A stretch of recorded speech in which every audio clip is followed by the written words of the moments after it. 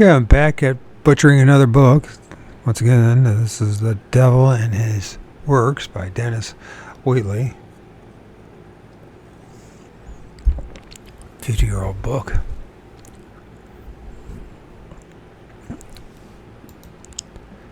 We're now in Central America. At about the same time as civilization was developing in the Indus Valley, one was taking shape in southern Mexico and the country adjacent to it. There were a number of races in these territories. The Aztecs, the Olmecs, the Zapotecs, the Mixtecs, the Toltecs, the Chichimecs, and others, whose cultures differed widely, but they traded together, and from totems gradually built up a pantheon which emerged into or included one another's gods. Of all the races of the Mayas, was the most advanced. It survived longer than any of the others, for it was not finally subdued by the Spaniards until 1660, 140 years after the fall of the Aztec capital, which was later to become Mexico City. As with the Egyptians, the life of a nation centered around its religious establishments. Some of these were vast, and again, in a manner of the Egyptians, their biggest buildings were pyramids, of which there were a great number, and one, at least, that rivaled the size of the Great Pyramid in Cheops.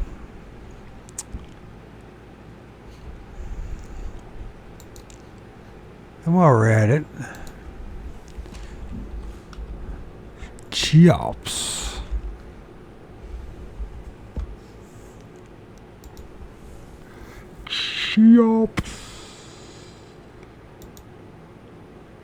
And Egypt, so make sure to stay tuned to the channel to learn more. How do you say it?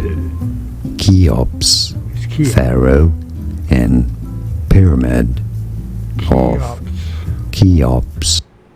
So the Pyramid of Cheops. I've been calling it Cheops, which is the logical thing to say if you're English, but oh well. And so the Pyramid of Cheops, or Cheops, excuse me. There is a place at which they erected these great monuments were Copan, not An, Copan, I guess, and Honduras, and Tequel in Guatemala. Did I say that right? Fuck, no, we should find out, right? Where we're at, why don't we? What's the big rush in any of this? Tequel.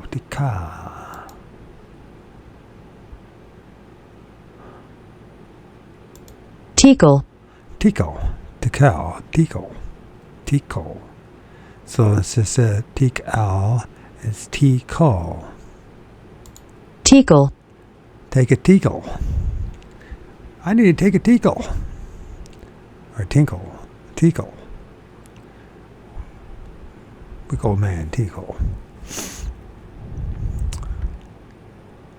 Guatemala, for a reason unknown, but probably because poor soil had been worked out. Every few hundred years, the whole nation migrated. In the 10th century AD, they settled in the Yucatan, where at Oxmal and Chichen Itza. So let's find out how to pronounce these words, instead of assuming we know how to do it. And I haven't watched the video. Even if I need to watch a video, I wouldn't remember. I just would not.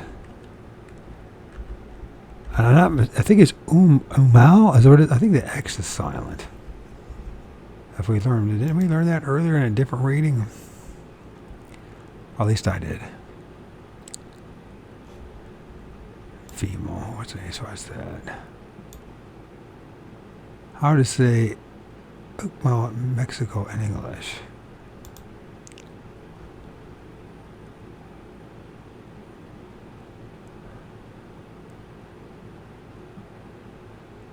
Okay, let's say it. Not hearing anything.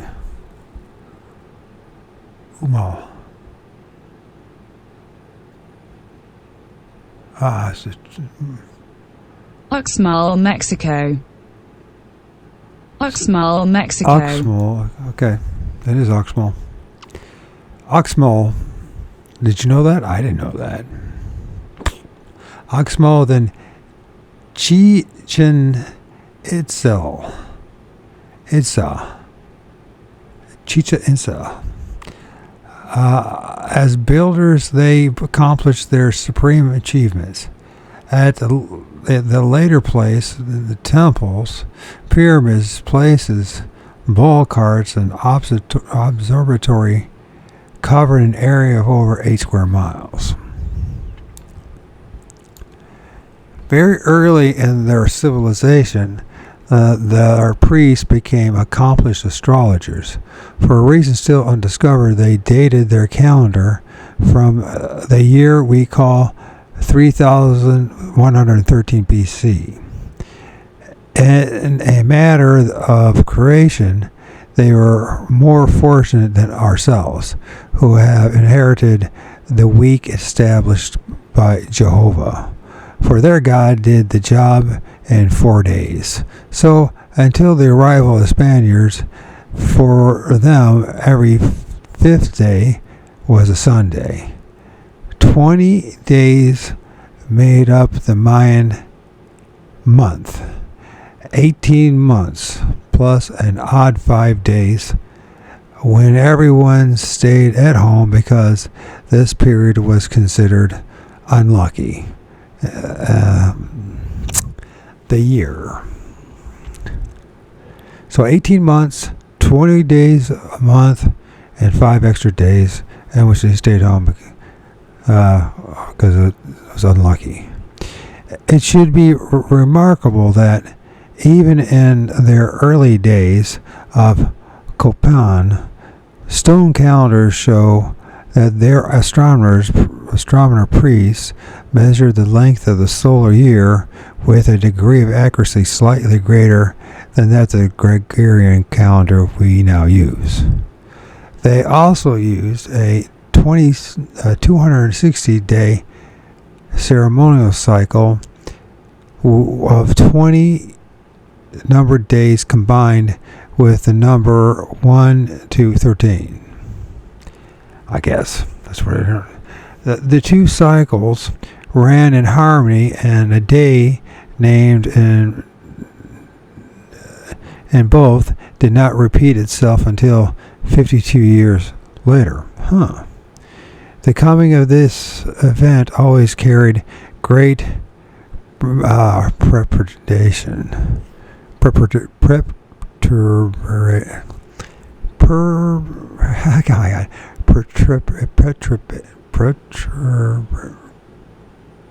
Perturbation. I can't fucking say the word.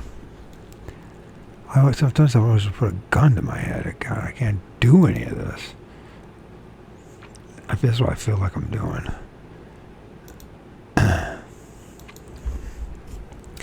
But I'm going to keep fighting to the bitter end. I don't give a shit what anybody thinks about me.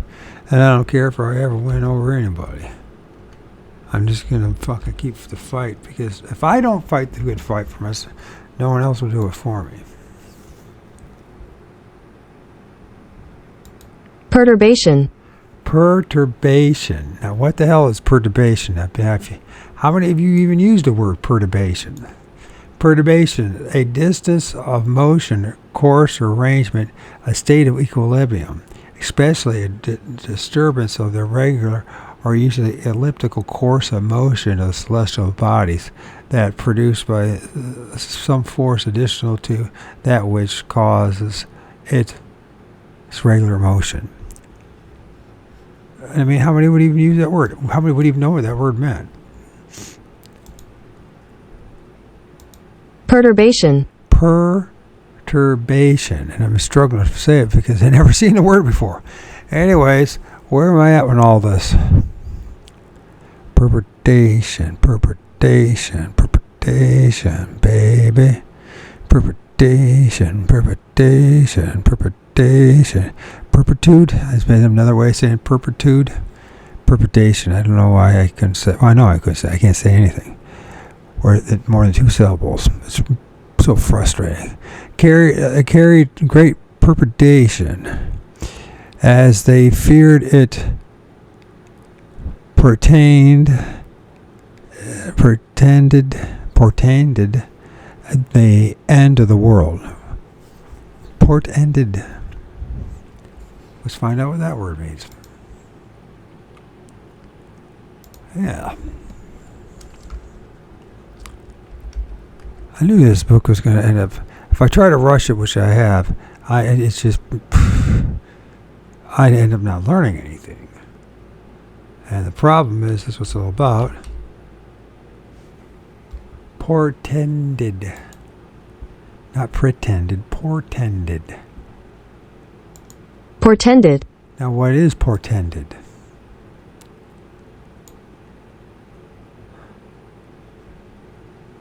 That's the next thing.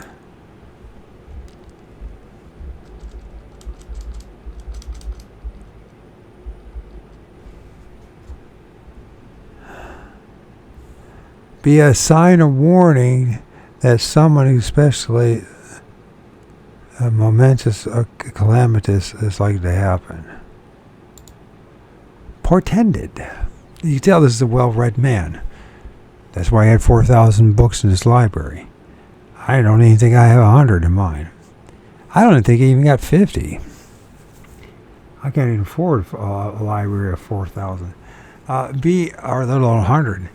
Be a sign or warning that something, especially something momentous or calamitous, is likely to happen. The eclipse portended some major event. Portended. My use of even the English language is extremely weak. Portended to the end of the world. So once again, portended means a sign or warning. Portended. They feared it's portended sign or warning of the end of the world. This seems to be a very important motif in order to control the masses, convincing people the world is going to end. As soon as it was safely passed, they set swiftly about increasing the height of their pyramids by several further layers until they migrated once again. As time went on, 4 gods appear to have become paramount throughout the Mexico and the countries adjacent to it. Here we go. Foobity. And if you think if you can pronounce it, it's good for you. For me, I cannot pronounce this. I could pretend, but it's hoot, like suit, hoot, zelo, pot, to lie. And I'm sure I didn't say it right.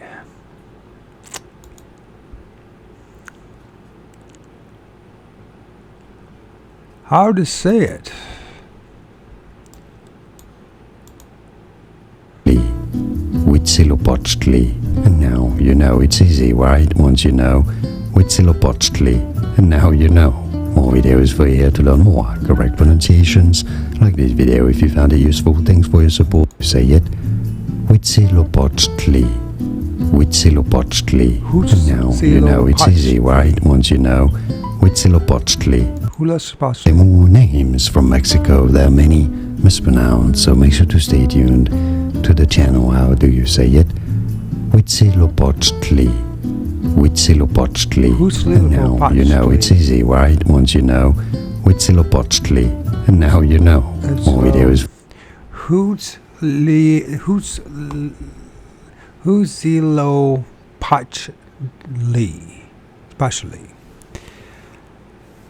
This is going to take a fucking long time reading. Huitzilopochtli, who lived in the south, was the son of a goddess named Potliku.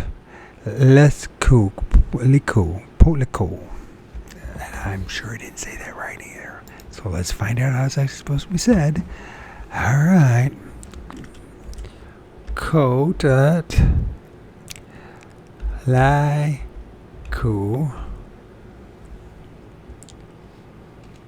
She's a goddess.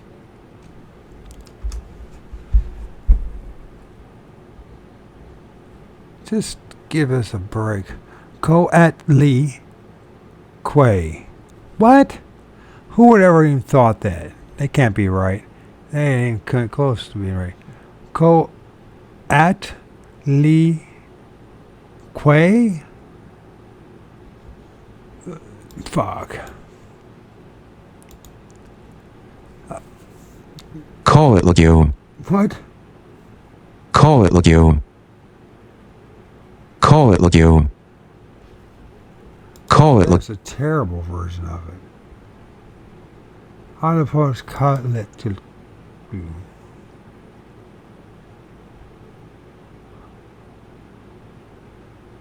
Art is the figure of Coatlicue, snakes her skirt. And it's interesting because the artist has perfectly understood. Okay, Coatlicu. I host Zilopoklay. I still didn't say that fucker right. For you to learn more, go tuned to the channel. How do you say it? Huitzilopochtli. Huitzilopochtli. Huitzilopochtli. And they lived in the south, and the son of the goddess named Kotliaku, who wore snakes for her skirt. She already had a daughter and 400 sons when she again became pregnant. Their daughter believed she had been dishonored, so urged her brothers to murder their mother.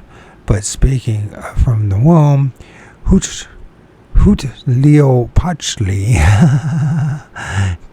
You know, this is the reason why we have nicknames.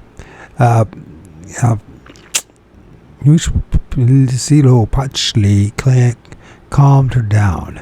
When he was born, he arrived already wearing armor and armed. Okay. A vicious personality, he promptly slew his sister and his 400 brothers.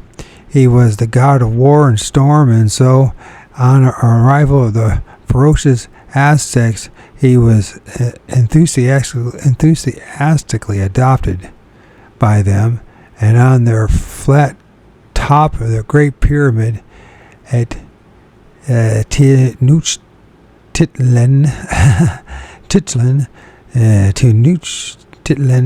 the Aztec capital, innumerable human sacrifices were offered up to him. What a pleasant thing. This is the extended design of the Mayan vase, showing warriors and soot-covered priests before the ceremonial bath. It must have been absolutely fucking crazy.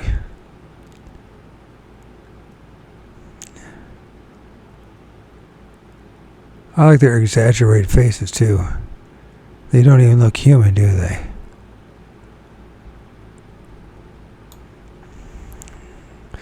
We got just bizarre bodies. Would you ever design such a thing? I mean, outside of the pretty young gals, I can't see that much use to it. The pyramid of the sun at Teotihuacan.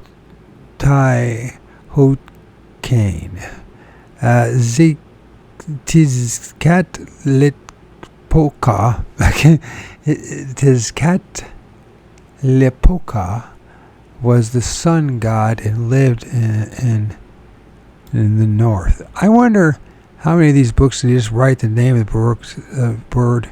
But how many can actually even say the name? Why would anybody say the name?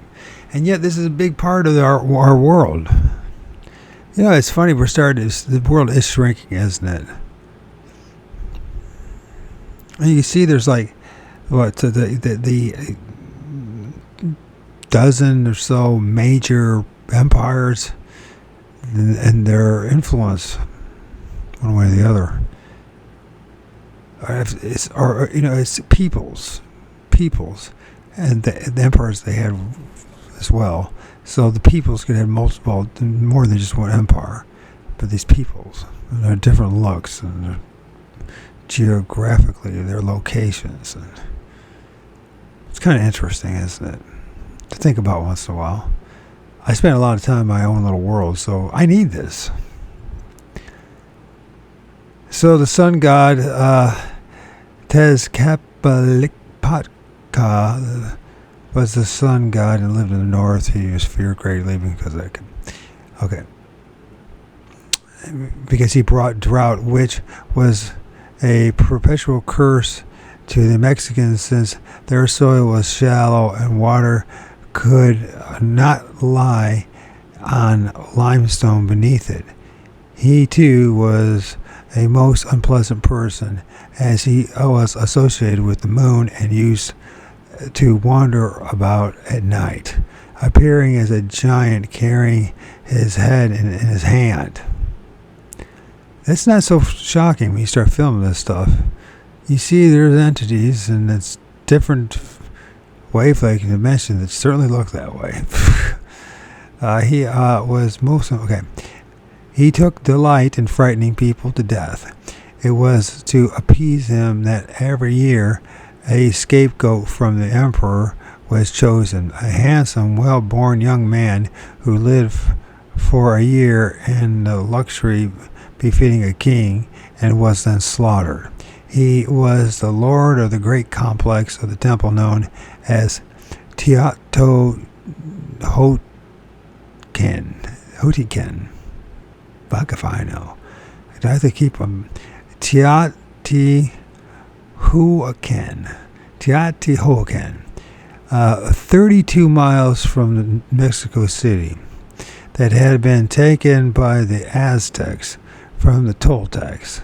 There are pyramids there to both the moon and the sun. The latter is mightiest of all the pyramids in the New World. It is said that on one occasion 20,000 men and women were slaughtered on it in one day. What kind of beast are we? What kind of poor design are we? I am very rarely subject to psychic impressions, but when I was taken down to see the so-called treasure chambers under the pyramid of the moon at Teotihuacan, although I was with a number of people, these dungeons were lit by electricity.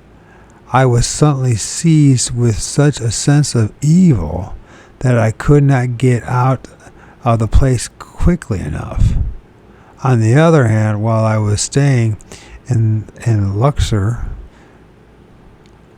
I went down into the tomb of Tutmosis III, the Napoleon of Egypt, and it is the deepest of all tombs in the Valley of the Kings. The sarcophagus chamber is 300 feet underground, and very few people other than professional archaeologists ever descended to it, as it is unlit and the ceiling splits and the staircase is broken. Yet down there I felt no trace of evil, only anger and some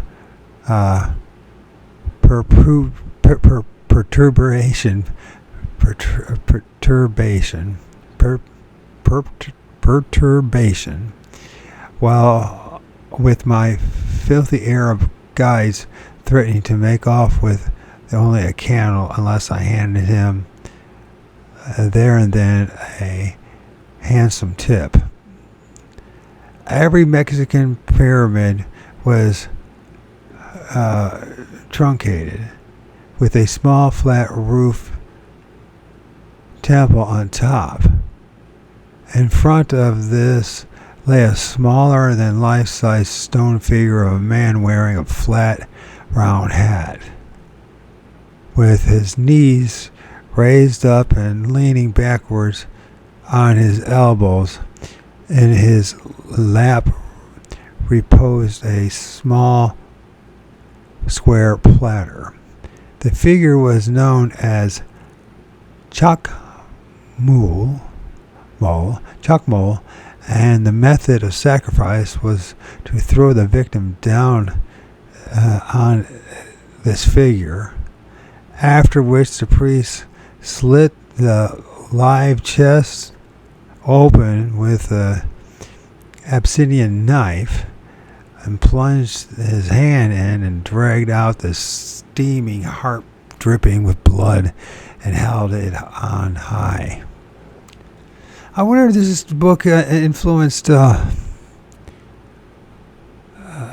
Gibson and the movie he made, which I can't think of the name of right now.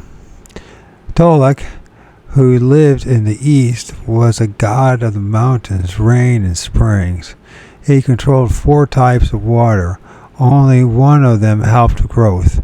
The others caused blight among cereals, turned to frost, and destroyed fruit. His cult was the most terrible of all. He demanded that children, and particularly babies that were being fed at the breast, should be sacrificed to him. Afterwards, the priests ate their flesh. What kind of people? I mean, what? What? Even the Mexican Venus was a revolting personality. She was a patroness of adultery and filth. Quetzalcoatl, I can get that one, who lived in the west, was alone of all the Mexican deities worthy of veneration. He was the master of life, the civilizer, the patron of all arts, and he is a very special interest because he is said to have had a golden-haired white man. The legend was that he came up out of the sea on the Atlantic coast, bringing knowledge to the Indians of many things about which they had not previously known. The Toltecs made him their king. For many years he ruled them wisely and justly, but his nation was then defeated by the Chichimecs.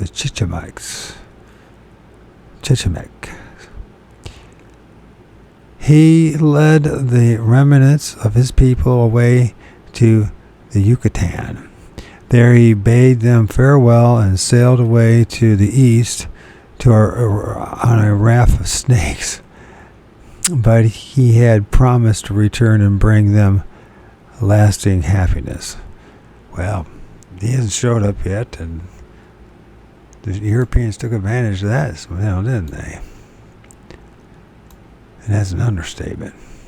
Ancient lettering from the right column center script too means glyphs and an interpretation of the modern characters. And I hit the wrong book.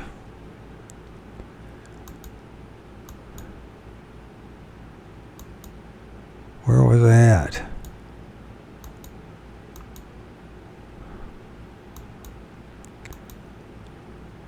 God damn it.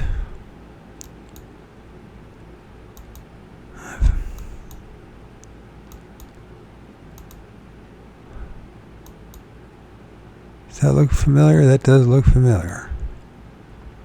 But that's not it.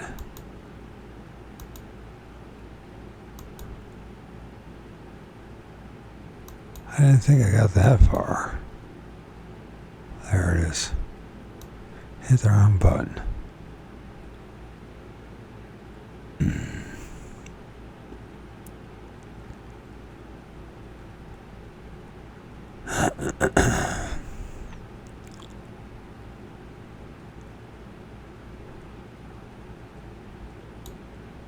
Okay.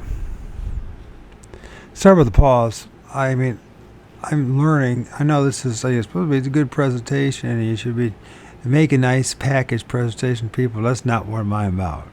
It's never going to be that way. I'm sharing my journey with people. I'm creating the illusion of sharing my journey with people. That forces me to keep doing this. It's no different than a man who's a musician practicing songs, whether covers their own, with the hope that someday that someone else will hear it. You know what I mean? The practice is rusty, but maybe someday it will turn into something worthwhile listening to. In the meantime, the internet, the YouTube, is like my giant living room. That's how I see it. Now, a lot of people say you get to do things differently, but I'm just like, I'm not here for numbers. I'm not here to pretend that I'm bigger than life. I'm just a dude who lives a pathetic existence who's still trying to learn and push and grow. What are my options?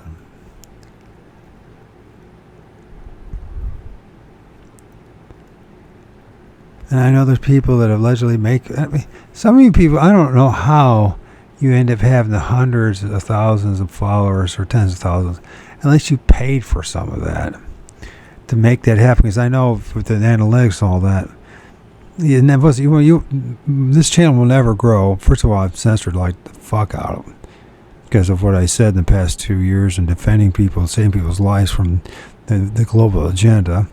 And so and then on top of that, if I ever do get to it's going to take forever to get to 1,000 before anything starts moving. And so, I might as well take this opportunity to do what I'm doing right now. Do a complete opposite of what everyone has been doing and suggests to do, and just do this. And if nobody likes it, then there's no difference to me than if no one hears or not. So I might as well just push and just learn.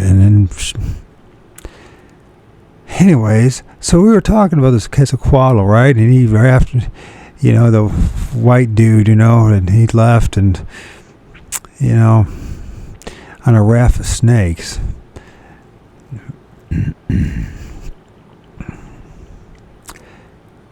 All right, this is supposed to have occurred late in the 10th century AD, and so strongly did this belief take root among the people that when Cortes arrived, 450 years later, the Indians believed his golden-bearded lieutenant, Pedro de Alvarado, to be Quetzalcoatl come again. The belief in the gods' return have been so strong, he may well in fact have been a real historical personage. It was towards the end of the 10th century that the Vikings discovered North America and temporarily established settlement in what they named Vinland. It is not possible that one of their long ships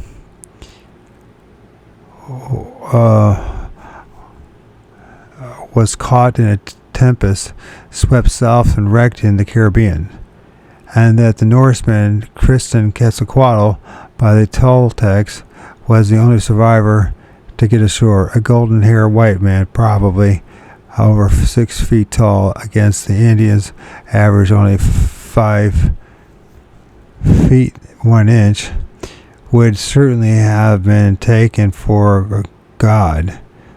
And later, old and weary, he might well have had a ship built, managed with it a crew of slaves, and made an attempt to return to his own country, but had again been wrecked in the time drowned. They could have. It's an interesting tale, even though there's no truth in it. And by the time Cortes arrived, the Aztecs had conquered the whole country. They were a barbarous nation of warriors who had come down from the north only towards the end of the 12th century. And in 1325, they founded their capital, Tenochtitlan. Tenochtitlan, on a big island of Lake Texcoco. From there they sailed forth and subdued all other races and exacted tribute from them in both goods and many thousands of captives to feed their terrible gods with blood. The popular belief that Cortes conquered Mexico with a few score Spaniards, foot soldiers, and a handful of horsemen is of course far from the truth. The Aztecs were so loathed and dreaded by the other races that they welcomed the Spaniards as deliverers from the terrible tyranny by which they were being bled white. They furnished him with supplies, thousands of porters to carry them, and great armies of warriors he had led into battle. There you go. How many people would have thought about that?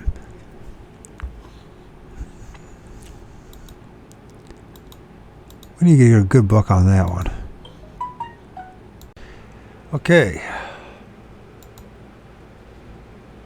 Yet this does not detract from Cortes' well-deserved glory. He was not only a fine soldier and able administrator, but truly a great man. Today, his memory is exonerated by the Mexicans, yet they owe him an immeasurable debt. Before his arrival, they had to live almost entirely on maize, fish, and fruit, and these could only be baked or boiled. There was no grease for frying, no milk, no cheese. There were no cattle, goats, pigs, horses until Cortes imported herds from Europe. To him, they owe the plow and the wheel vehicle and the potatoes, which he brought for them from Peru. He was, moreover, in some ways, a very humane man who protected the Indians from their brutal soldiery. When the Spaniards entered Tenochtitlan,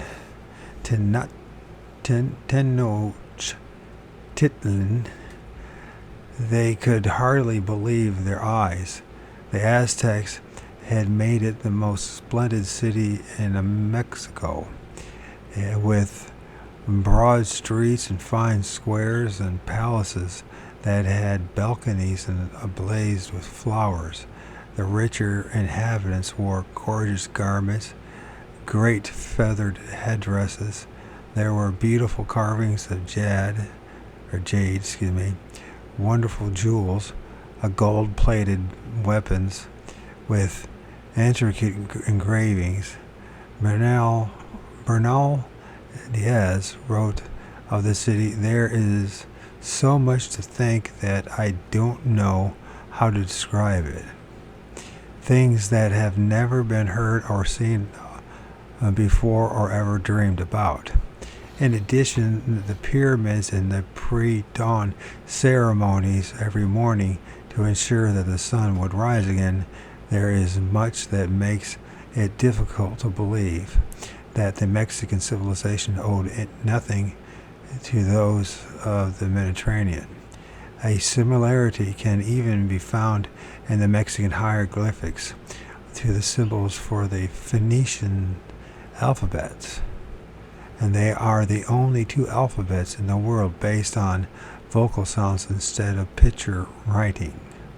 Unfortunately, much of the history of this remarkable people was lost because the fanatical Catholic priests burnt nearly all their beautifully illustrated books, so only their scripture, the Papal Va,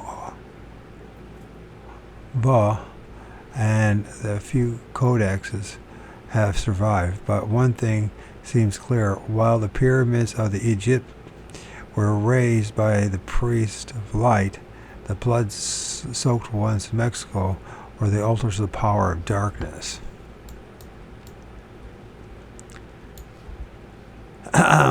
near on Oxesa, I don't know how to pronounce that. I don't even know if I even bother. Oxesa, there rises a height surrounded by deep valleys called Mount Alban. The whole of its top is a great plateau with sunken in it a vast oblong arena. Along those sides could be seated 100,000 people. It is there. In it there are temples, and in some places at ground level the sides are shored up by what might be taken for rows of tombstones. There were some in one corner that I noticed with particular interest. The figures carved on them represent many races. In addition to several hook-nosed and long-headed Indians, there were others unmistakably Aryan, Chinese, and Negroes. Mount Alban dates from 500 BC. Could there be clearer proof that the race who made it were in communication with Europe, Asia, and Africa? With such oceans of blood being spilt by powerful priest sorcerers to feed the dark gods, it may be wondered how Cortez and his little band of Spaniards escaped the death spells cast against them. That they did so was probably due to their complete conviction that pagans could not harm them. They were armed by their unshakable belief in the goodness of Jesus Christ and his protection. Zoroastrianism. They say who this?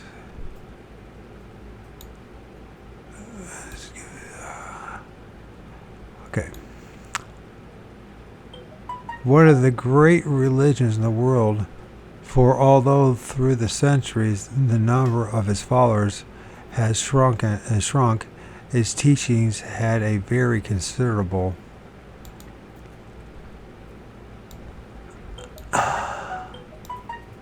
influence on others, on the Greek philosophy, and in the ritual and practice of magic. It has gone through many vicissitudes, but it is most recent form. It is still followed today by the Parsis of India and by a limited number of rural communities in Iran. Although Persia lay on the trade route between Chaldea and India, there is no record of a civilization developing there until the 9th century BC. The early Persians then lived on the mountains of Kurdistan, and the Medes, who in course time coalesced with them to form one nation, occupied the plain. Late as the Persian civilization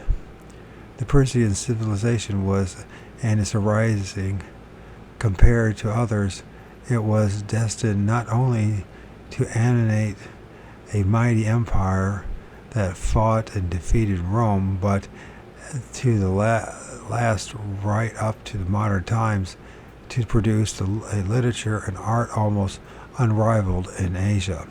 This civilization blossomed very swiftly. To appreciate the vastness of the palace of the King of Kings at Persepolis, its ruins must be seen, and in excellence, the bas reliefs are surpassed only by those of the Greeks. Twice in her history, Persia has been conquered and for a period occupied by semi-barbarous race. But unlike Egypt, Assyria, Crete, Rome, and Byzantine Byzantium,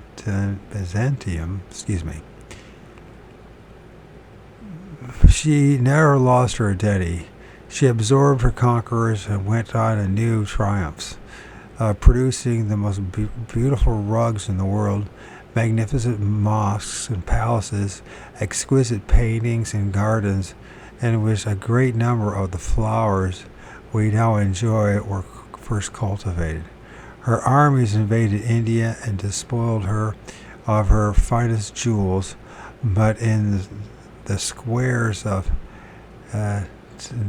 Tehran, Isfahan, and Shiraz, the statues are not of her soldiers, they are of her poets. Turning now to the early times of this remarkable people, the god of their king was Ahura Mazda, the warlord. He had 6 attendants, beneficent immortals, representing order, good mind, desirable domination, devotion, wholesomeness, and immortality. He also had 2 sons, Spenta Manu and the spirit of truth and life, and Agra Manu, the spirit of destruction and death. The former was called Atar by the people. He rode in a chariot of the sun, and they worshipped him in the form of fire. To him they looked for comfort, guidance, and virility, and a paradise where he would receive the virtuous. In addition to these, there was a pantheon of minor gods derived from Babylonia and the valley of Indus. While the Medes had priests who were known as the Magi and performed special fire rituals, oxen were sacrificed to the gods, and during the ceremonies, priests and congregations all drank a potent liquor fermented from the juices of the Hanuman plant, the Hanuman plant. The shedded blood was, as usual, believed to strengthen the life force of the celebrants, and their intoxication to be the foretaste of the joy of immortality. Zoroaster lived, it is said, for 77 years, somewhere between 630 and 540 BC. And so he was the earliest of the 4 great sages of pre-Christian times. He was born in the northeast Persia, a territory known as Khorazm, a part of the Baluchistan. Okay, here we go. Baluchistan, inhabited by nomadic tribes. According to the legend, which grew up after his death, at the age of 20, he left the paternal roof in search of the man who was most in love with ridiculed.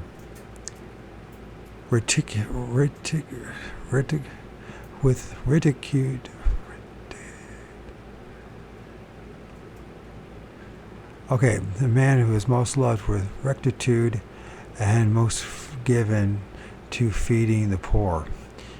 He fed animals and the wretched, tended fires, and lived in silence in a cave for 7 years. When he was 30, each of his archangels made a revelation to him.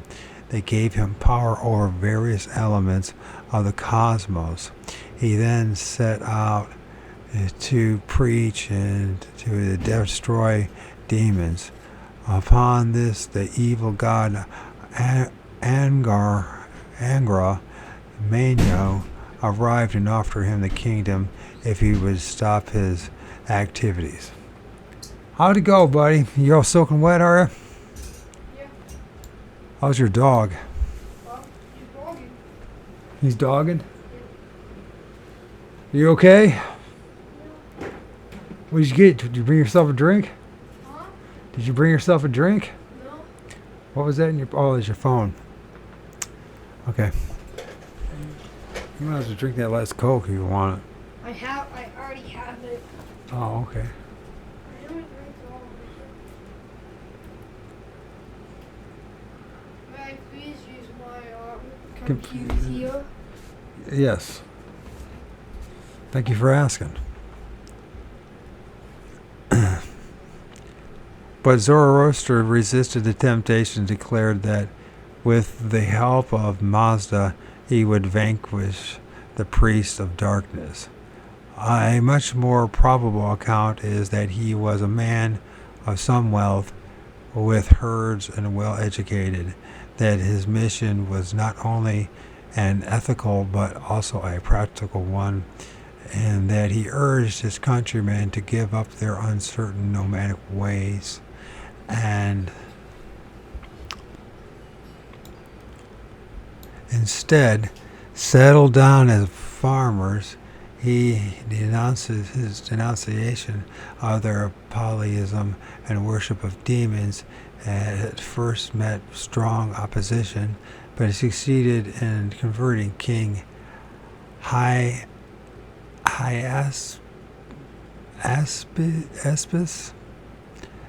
at whose court he spent many years, and his daughter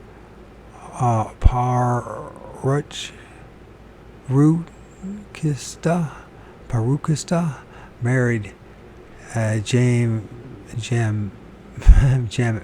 Jamasp, one of Hyaspis' ministers.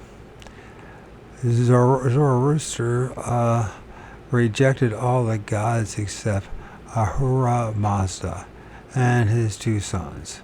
He abolished blood sacrifices and the drinking of the fermented Homa, and made fire the sole object of worship. His teachings are enshrined in the Zed Avesta, which was compiled several centuries after his death, although one part of it, the Agathos, is directly ascribed to him. As a result, Zoroaster's teaching, Ahura Mazda, became merged with his good son, now called Mazda, who dwelt in the light, while the evil son called Ahriman dwelt in darkness. These two principles waged eternal war.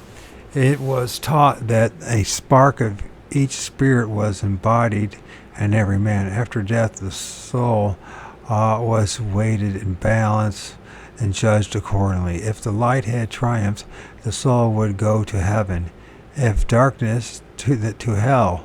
But in due course, the world would be consumed in a mighty fire, and the souls of the damned would be purged in it, so they would share the universal resurrection. Yeah. This is a Persian pictorial, the twins Ormazd, Lord of Light, and Ahriman, the Lord of Darkness, emerging from the shoulders of infinity. If you say so.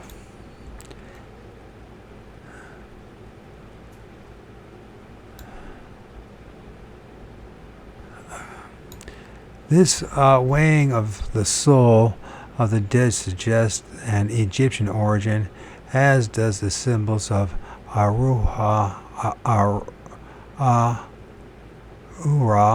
Mazda, which was a winged disc or head reminiscent of Horus. As fire was the symbol of light, there were no devils with pitchforks in Zoroastrian hell. It more closely resembled purgatory, as was simply an outer darkness mentioned by St. Matthew. Moreover, according to the Avesta, a mortal sinner condemned to death by the high priest escaped punishment in the hereafter. It will be recalled that the pitiless St. Paul and in 1 Corinthians verse 5 demanded the sinners should be delivered to Satan, that is, put to death, in order their souls might be saved at the last judgment. It was upon this doctrine that many centuries later the Holy Inquisition sent thousands of men and women to be burnt at the stake. As Zoroastrianism spread south and west in Persia, it was adopted by the Magi. They were regarded as wise men because they had inherited much of the knowledge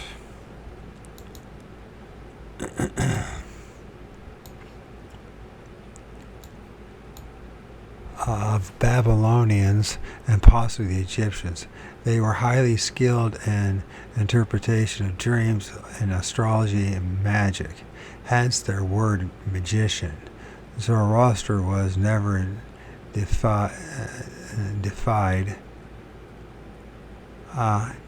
Zoroaster was never deified, but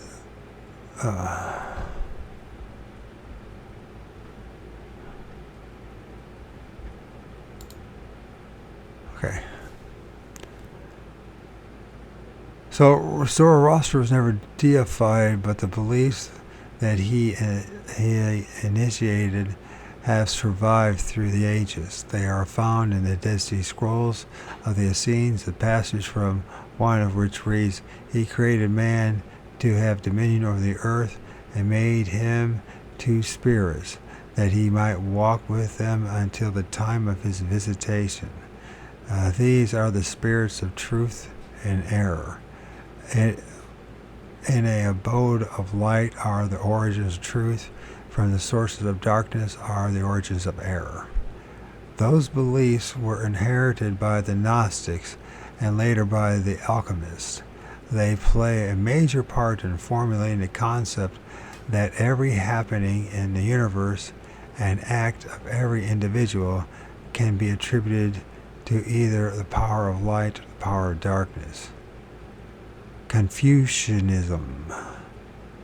While Lao Tzu was still living, another of the four great sages of the pre-Christian era, Confucius or Confucius, was born in China. It is said that the two met and talked together, but this is most unlikely because in 551 BC, when Confucius was a newborn babe, Lao Tzu was already over 50 years old. As a young man, Confucius was poor, but so eager for learning that we are told, being unable to afford candles, he sat out in the winter nights, huddled in his padded coat, and studied by the reflected light of the snow. At that time, China was united under the emperor only theoretically. The powerful barons frequently made war on one another and taxed their peoples cruelly to support their armies. So poverty and starvation were rife in the land. Confucius dedicated his life to relieving the suffering of the people. Although a religious man, he made no attempt to found a religion, but contented himself with the condemning superstitions practices, and until comparatively late in life simply talking to the more intelligent students about how the state how the state of things, and then that must be Confucius right there. His long nails. Very interesting long nails. Might be bettered. In fact, he conducted himself in very much the same way as at that very time the philosophers in Athens were doing on their other side of the world. The state was then administered by aristocrats who were often ignorant and cared little of the welfare of the masses. Confucius held that the right of govern depended on the ability to make the governed happy. I print this in italics because it has a context in the conclusions reached at the end of this book, and that depended on virtue and ability. The great sacred books of China were the Shu King, the Shi King, the Yi King, and the Lai Kai. Confucius set high values on these, and in the Analects attributed to him commented upon them at length. His own writings consisted of the Kun-Q, which is a history of his own state for 240 years, and the Haisao King, the classic of the Velopity, which in the course of time was to have immense influence on the Chinese people.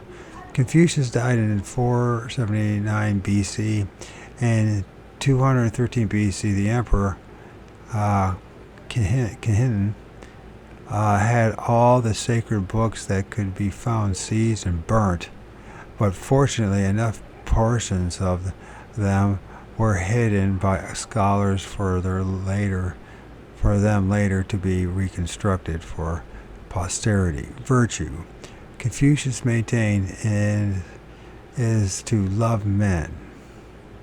The wisdom is to understand men. The truly virtuous man, desiring to establish himself, seeks to establish others. Desiring success for himself, he helps others to succeed. To find in wisdom of one's own heart the principles of his conduct towards others is the method of true virtue. The sage did not himself succeed in worldly life, for he never received a high government appointment that was his ambition, but he was instrumental in securing posts of importance of many of his young followers, and in due course his ideas were responsible for changing the whole system of selecting ministers. Previously, the governing class had consisted entirely of the nobility appointed by a favor of the European emperor, without regard of qualification. Man, I'm thinking of our leaders today, aren't you? Yeah. We sure need some of this Confucianism in our politics, don't we?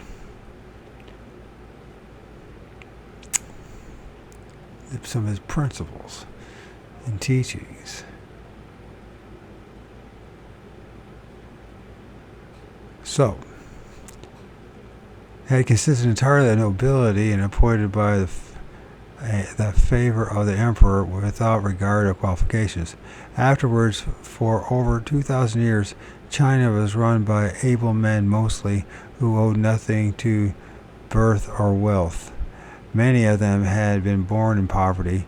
No one would become a mandarin who had not passed high in the examinations. Confucius laid down 8 steps for maintaining one's clear character, loving the people and abiding in the highest good. 1. Investigating the nature of things. 2. Extending knowledge. 3. Maintaining sincerity of will. 4. Rectifying the mind. 5. Cultivating the personal life. 6. Regulating the family. 7. Ordering the state. And 8. Bringing peace to the world. The basis of his doctrine was that one should practice absolute sincerity in all things, that one's conduct towards others must be irreproachable, that to achieve happiness one must begin by respecting and loving one's parents, and out of this would grow love of all mankind.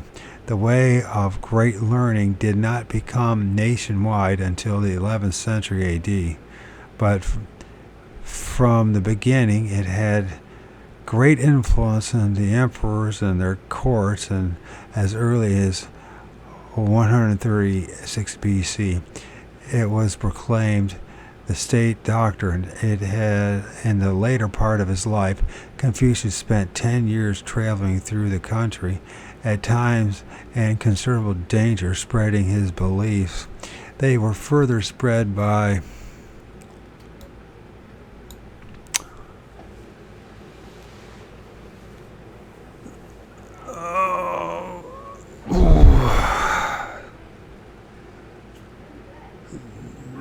the state doctrine.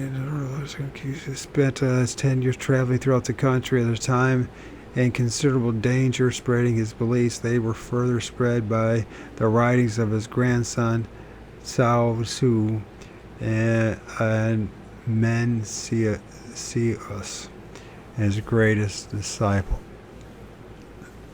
He urged men to acquire knowledge and use it to combat abuse and evil, was antithesis to Lao Tzu, teaching that happiness can be achieved by emptying the mind and striving for complete passivity.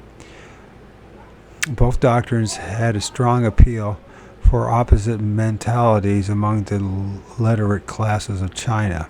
The ignorant masses continued to be obsessed by superstition and put their faith in the magic of the priests, sorcerers, and witches.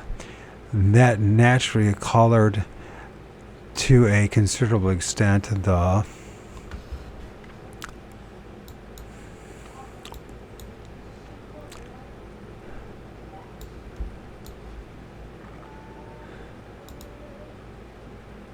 life of the whole nation. Hence the many precautions against demons, such as turned up corners of the roof of Chinese buildings, the zigzag doorways designed to prevent evil spirits from entering, and the idols of every Christian home, to which rich and poor alike ceremoniously made their daily bow. But in this last, we have at least some of the most beautiful works of art that have ever been created. Had the teachings of Confucius spread among all peoples and been accepted by them, it would have led to an end to evil in this world. It's quite a claim. And it says something about Confucianism. Maybe we should learn more about it, if there's any truth to any of that.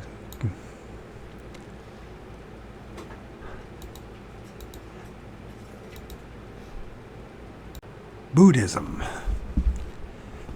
In 563 BC, 12 years before the birth of Confucius, in China, Gautama Buddha, perhaps the profoundest of the four great pre-Christian sages, was born in the part of northern India that is now Nepal.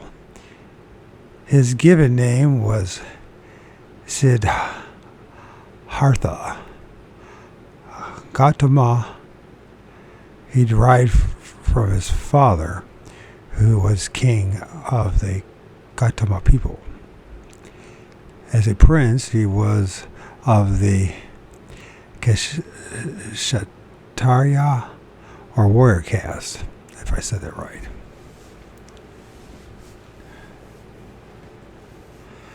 But while still a young man, he was attracted to a non-worldly life. He married a beautiful girl who gave him a son. He lived in great luxury, and his every whim was gratified. Yet these things could not hold him. In his 29th year, he renounced home and comfort to seek the supreme peace of nirvana. He first sought instruction from 2 religious teachers. Then he tried extreme ascetic practices for a period of 6 years. Both proved unsatisfactory, so he returned to a natural regime and sat down under a huge bo tree in profound meditation. The conclusion he reached was, and interesting, it is a tree, by the way, he reached was that suffering is caused by ignorance, and it can be removed by right living and enlightenment. Thus he became the Buddha, or enlightened one, and started in Benares, or that's how you pronounce it. He spent the remaining of his 45 years in his life as a wandering teacher. At the time, can you imagine what his wife must have been thinking and his son all this time? At the time, the dominant elements in Hindu religion taught that most effective way of terminating the perpetual cycle of birth, death, and rebirth created by the law of karma was through the performance of expensive and complicated rituals by the Brahmin priests. The philosophical development of the Vedic literature through the Upanishads had already brought about a reaction against this. So Gautama was listened to with respect and eagerness. He repudiated the gods and declared every individual to be responsible for his own salvation, without any priestly assistance. He condemned 2 extremists, a profitless life of indulgence and senseless pleasure, and the equally profitless one of self-mortification. He urged people to take the middle path, by which they might gain insight, knowledge, tranquility, and enlightenment, and stated that enlightenment consisted of the realization of the 4 noble truths. These are: 1, truth of pain. Birth is pain, old age is pain, death is pain, union with the unpleasant is pain, separation from the pleasant is pain, not obtaining what one wishes is pain. Second truth, the truth of the cause of pain, the craving that leads to rebirth, accompanied by delight and passion, rejoicing at finding the delight here and there, namely the craving of lust for excess, for non-excess. Truth number 3, the truth of the concession of pain, the complete cessation of the craving, its forsaken, relinquished, released, and detachment from it. Truth number 4, the truth of the way that leads to cessation of pain, the noble eightfold path: right view, right thought, right speech, right action, right livelihood, right effort, right mindfulness, right concentration. The objective of this, of course, was to recognize the suffering inherent in existence and to provide a way of deliverance from it by rightness of conduct and inner. And then opposite is Buddha and embodiment and wood. And let's zoom out so you can see it.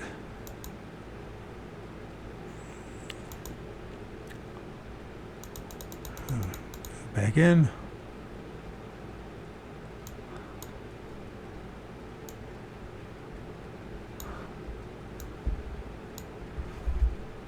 So, I feel like I just lost my track there. So, that righteous contact and enter.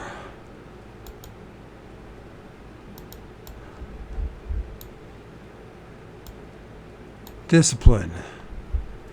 The good being nirvana, the transcendent state free from craving, suffering, and sorrow. Gautama formed an order of monks. It removed all restrictions of caste, placed upon all members the same requirements, denounced extreme ascetic practices, emphasized moral principles. His monks wore yellow robes, and their equipment consisted of an alms bowl, a toothpick, a razor, with which they kept their heads shaven. They listened to the religious discourse of their seniors and fasted after the noonday meal. Their preaching to laymen enjoined abstination from taking life, drinking intoxicants, lying, stealing, unchastity. It emphasized the virtues of good relations between parents and children, husband and wife, master and servant. In the 3rd century BC, the great Indian ruler Ashoka became converted to Buddhism and spread it far and wide.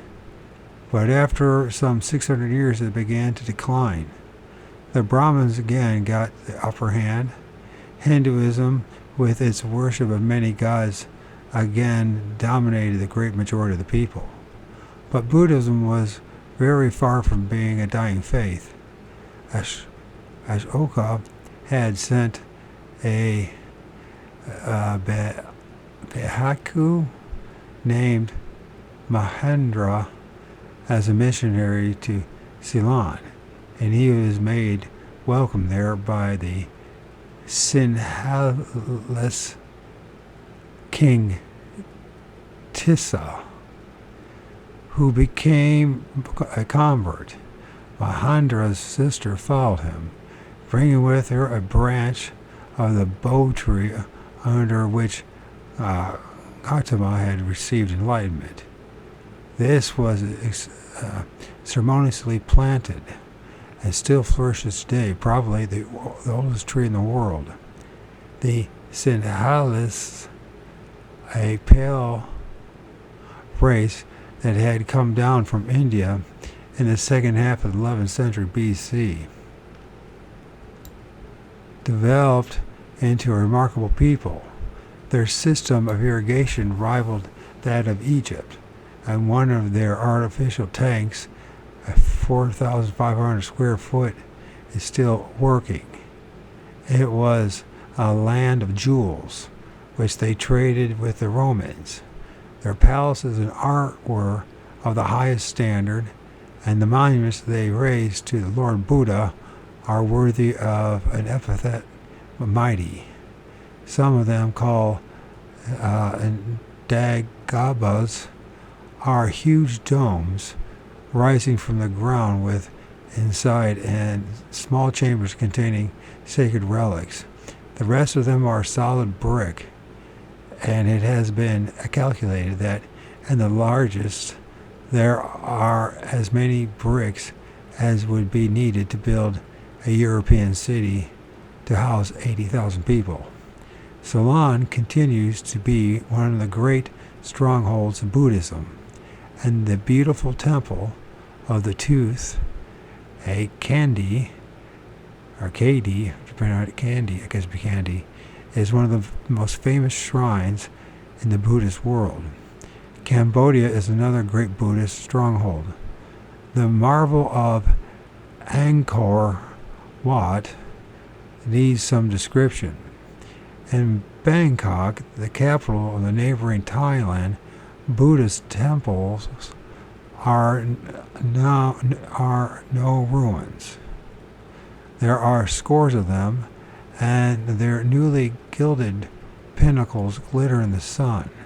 Across the great peninsula and Rangoon, the immense Shawag Dagon rears its central spear into the sky. Far away in the south, in Java, Borneo, and Sumatra, hundreds of thousands of men have labored to do the Lord Buddha's honor. Equally far away from the north, Buddhism has long shared with their native Shintoism the devotion of the Japanese.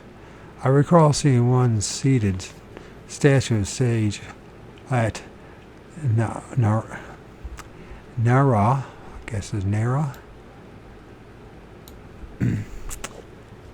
that was 8 feet in height. It had been cast in one piece of bronze in the year that William the Conqueror invaded England, the worshippers still kneeling in prayer before it. The whole East Asia and far into the interior of the great continent became a Buddha province. The Chinese were ever a most courteous people. They listened with respect to the missionaries from every Christian denomination, as well as Zoroastrians, Hindus, Jains, Mithrists, and Mohammedans.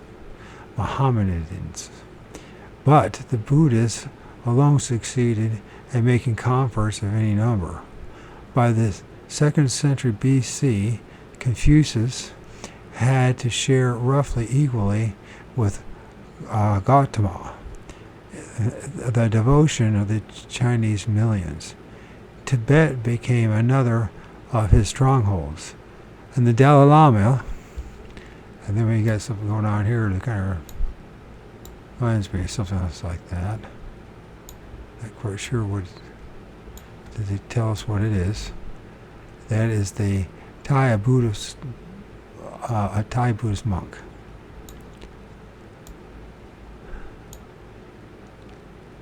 The Dalai Lama, a living God who spoke for him on earth, the latest figure tells us that there are over 180 million living followers of Buddha, and more than 300,000 of them live in the Americas. Lao Tzu, Zoroaster, Confucius, and Gautama Buddha brought new light to mankind. They taught that one must not rely on self-created big brothers vaguely reside above the clouds, that it was futile to rely on the promises of priests, that if a man said on his deathbed that he was sorry for his sins, would be well with him in the hereafter, that he must nurture the spark of spirit that was in himself until it became a pure flame, that the only soul could become one God, that only so could one become one with God. And I'm going to save this. I'm going to start snipping this stuff. I'm missing out on forgetting all this, saving this stuff that is worth saving.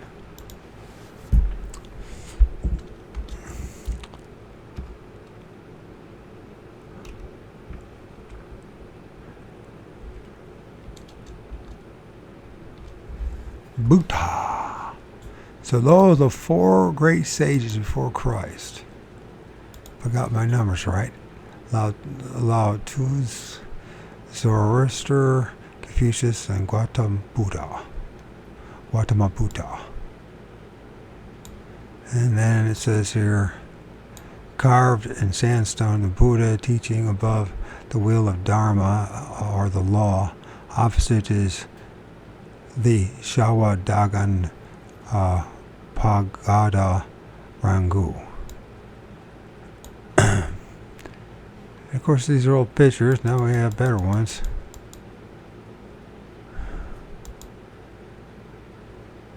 Quite interesting. The beliefs in the past 25 or 2,500 years.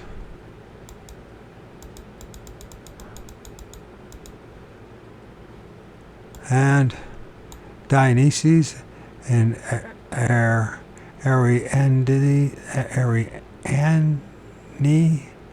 escorted by Eros on an antique cup.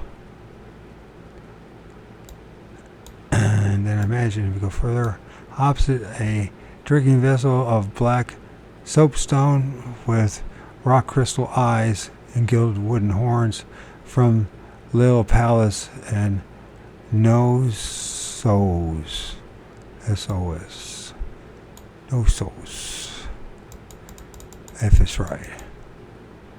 And we will get, oops, screwed up.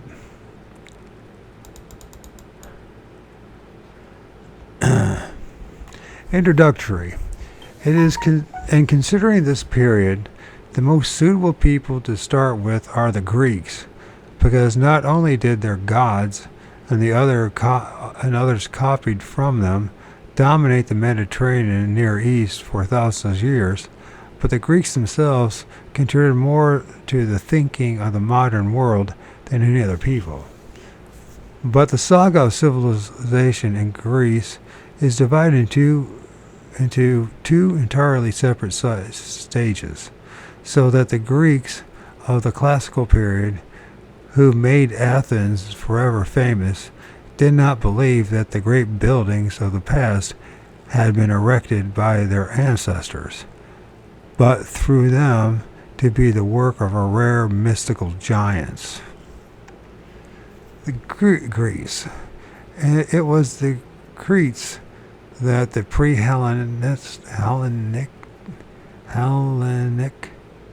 Hellenic civilization arose. Well before 2000 BC, and it reached its zenith about 400 years later. The Cretans were the first great maritime people. They traded with Egypt and Syria, and as far west as the Pillars of Hercules. Perhaps even further, they may well have been the first people to cross the Atlantic to America. After all, the pharaoh Necho set an expedition that sailed out of the Mediterranean down the west coast of Africa, wintered somewhere south of the equator, sowed corn and garnered it in the spring, and after 2 years arrived home by way of the Red Sea. Compared with such a voyage, one to Mexico or Brazil would have been a much less undertaking. The great galleys of the ancients were bigger and better ships than those of Columbus. But that as it may, the Cretans dominated the Aegean and had numerous colonies on the mainland. The greatest of these was Messene in southern Greece. It was there that the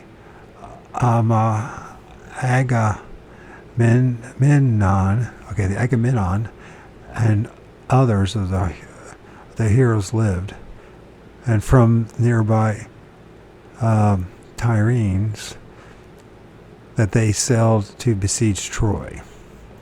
So Agamemnon and Tyrenes besieged Troy. It is in the ruins of these citadels on the mainland of Crete that Cretan architecture is seen at its most impressive. Walls and gateways are formed from huge slabs of stone, some which weigh up to 70 tons. It cannot be wondered at that 800 years later, the descendants of the builders believe that there were giants in those days. In Crete itself, these monolithic edifices are less in evidence, but the palaces of Nos, Sos, Phaetos, and Hegia, Triada, must have rivaled those of Babylon. They are many stories high. The rooms are small, but their courts spacious. And in their subterranean treasuries can still be seen the huge jars, reminiscent of those which Ali Baba 40 thieves concealed themselves for the storage of grain, oil, and gold. In their palaces, too, there were pipes running under the floors of every room, providing an excellent central heating system against the cold of winter, and the queen had her private bathroom. The great goddess of the early Cretans was the Universal Mother. Later, they adopted the cult of the sacred bull, which they probably first acquired from the Assyrians, as that of Ephesus and Egypt, and did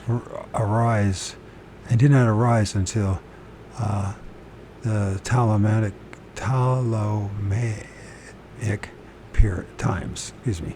Ptolemaic times. Having put an enhancement on King Minos' queens, so that she fell in love with the bull and became pregnant by it. The beast lived in the center of the labyrinth, and every year handsome youths and beautiful maidens were brought from the mainland and offered up to it. Whether they were actually sacrificed remains debatable, but they were certainly brought face to face with the Minotaur, and this is believed to be the origin of the bullfight. The story of how the Greek hero Theseus, with the aid of a Minoan king's daughter, Ariadne,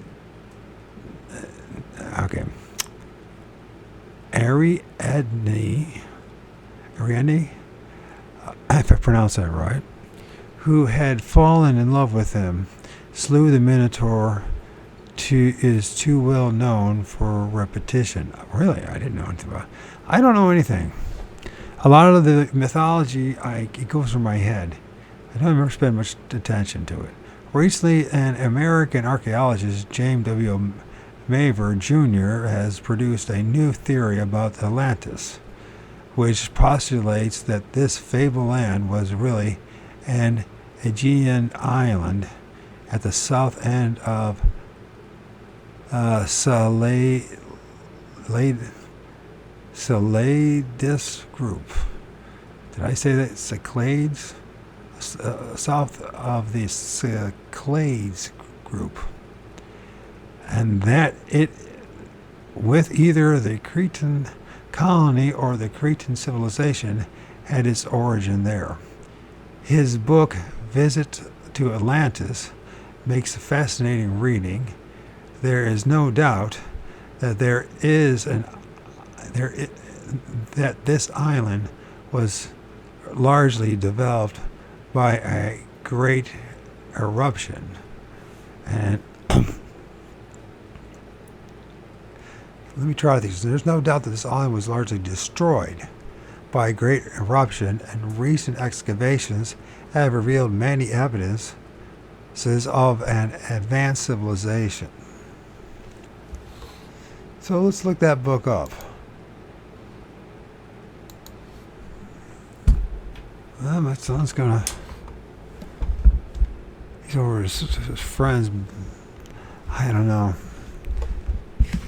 Of course, he's a 12-year-old boy, so I never. They seem to, we seem to. I noticed that, thinking about and reflecting upon myself too. Not to say I'm not much better, and I go in phases of brilliance to absolute retardation, and About his age too, I went through a phase of absolute awkwardness and retardation, and I'm struggling with that now. Obviously, I can barely read, talk, walk. The MS is just brutal. But I'm going to fight to the bitter end. I'm not going to let it completely conquer me until it finally does. If that makes any sense. I'm not giving up until it's time to give up, even if nobody else is interested. That is okay. It never was meant to be anyways. The visit to Atlantis. I do not see it. Anyways, making a fascinating reading. There are no doubt that this island was largely destroyed by a great eruption. Recent excavations have revealed many evidences of an advanced civilization, but it is difficult to believe that Solon, who learnt about Atlantis from the priest of Saez in Egypt, Saez, if that's pronounced right, could have previously known nothing about it if the terrible upheavals during its destruction had occurred so much nearer to his own home. And then we got that thing.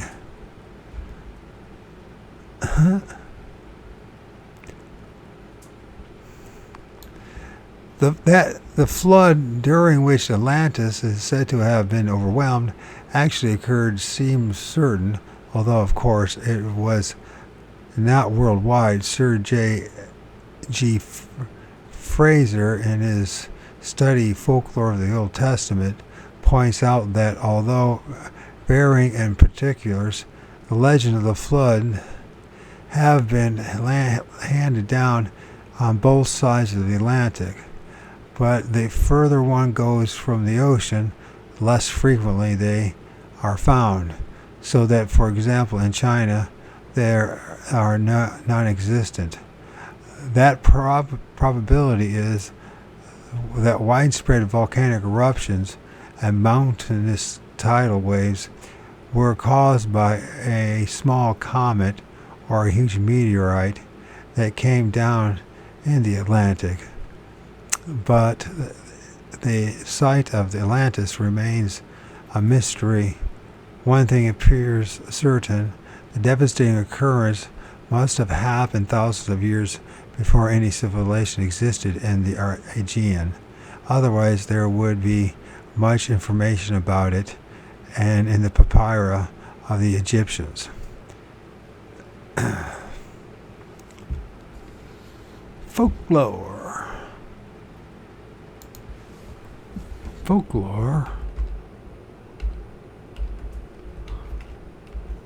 of the Old Testament. Old Testament. How are your old testies today, young man? Old man.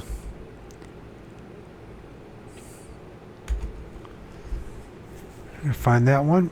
Yeah, it's there. Might be worth a read, although I find the Old Testament to be a brutal, evil book of black magic. But once in a while, there's some truth in it. But it has no relevance to anybody today in 2023, except that it was maybe part of a certain group's distant past.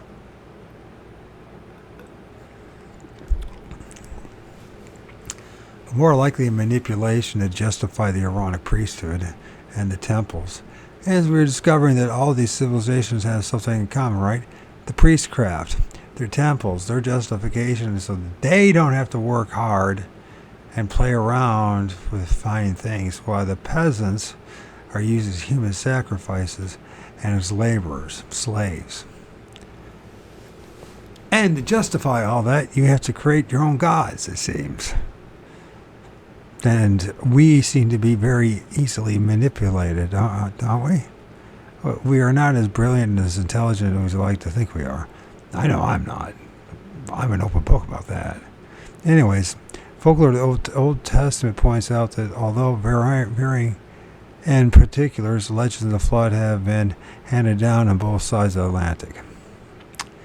And then he says here that but the further one goes from the ocean, the less frequently they are found. So that, for example, in China they are non-existent. That probability is that widespread volcanic eruptions and mountainous tidal waves were caused by a small comet or a huge meteorite that came down in the Atlantic. But the site of Atlantis remains a mystery. One thing appears certain: a devastating occurrence must have happened thousands of years ago before any civilization existed in the Aegean. Otherwise, there would have been much information about it in the papyri of the Egyptians. About 1400 BC, the Mycenaean civilization disappeared.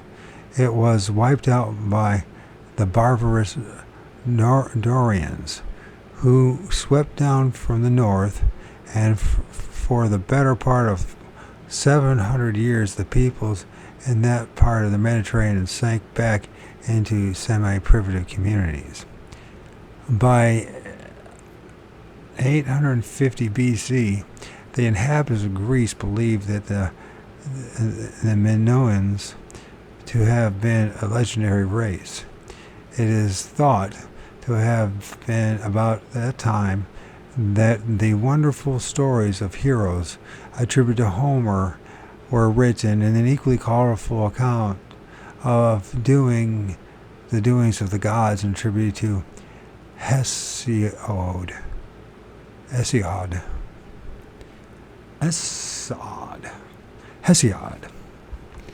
guess that's how you pronounce it. I can just imagine all the people that are just being annoyed by this, but that's going to keep going on. The Homeric tales, magical happenings, were of everyday occurrence. Terrible, monstrous menaced the adventurers. Friendly powers appeared and saved them. Everyone was liable of enchantment. Circe became the prototype of a beautiful witch seductress and turned men into wine, while Medea could render a hero invisible to his foes.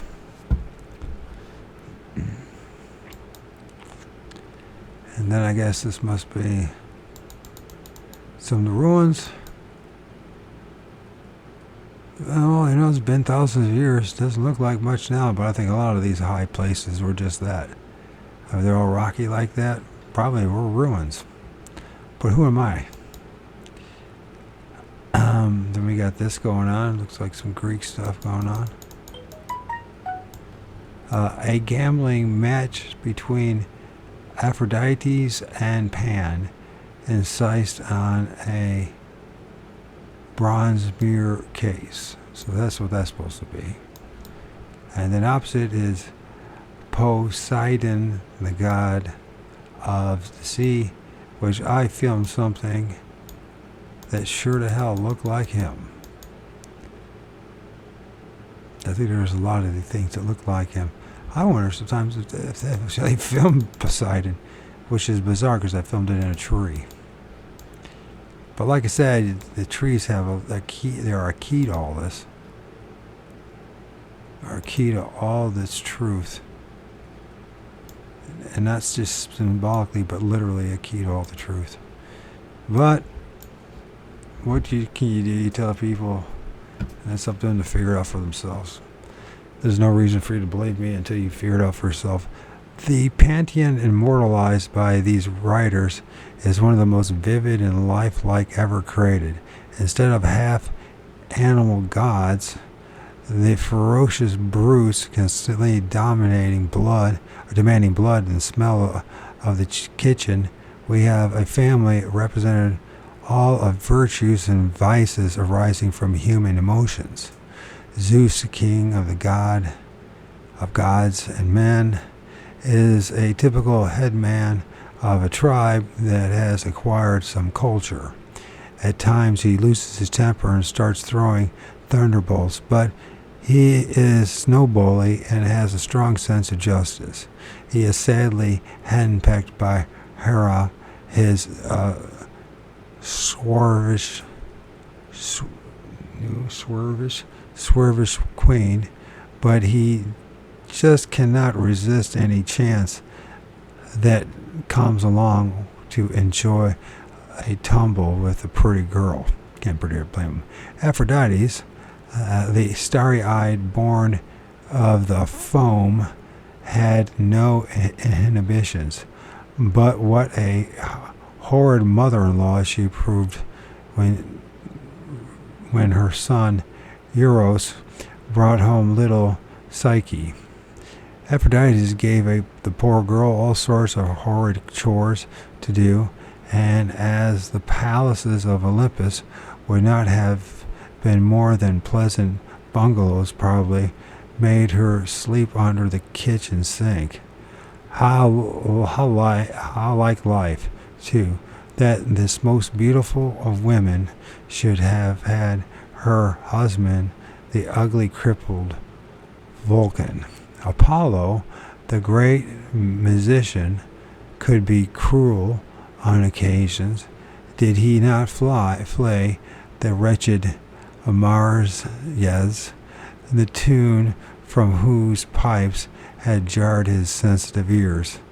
But as the sun god, he loved all forms of beauty, so much so that Zeus, having taken the sky and earth, and his brothers, Poseidon and Apollo, having taken the sea and underworld, Apollo declared none of them good enough to live in, so created the island of Rhodes for himself.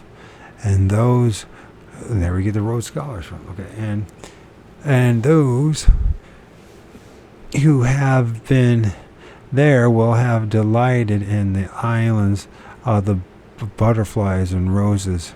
There had, of course, to be a representative of war, uncouth, brutal Mars for hunting, the chaste Diana, and other personalities who portrayed various strengths and weakness of mankind. Homer's view of the afterlife was a very despairing one, apart from a few notable exceptions who were either awarded perpetual bliss or unending torment. The great majority of souls having given Charon, if that's pronounced right, the piece of the money placed in their dead hands before burial, were ferried across the Styx to a gloomy Hades, in which they drifted about indefinitely as only semi-conscious shades. This cheerless concept long colored much of the Greek thought, but the doctrine of orphanism held out a far bitter prospect, namely, that having drunk the waters of Lethe, which caused souls to forget their past lives, they were born again.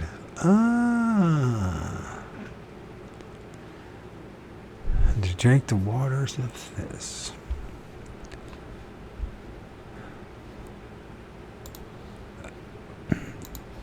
There seems to be a recurring thing about this, and this is the great worry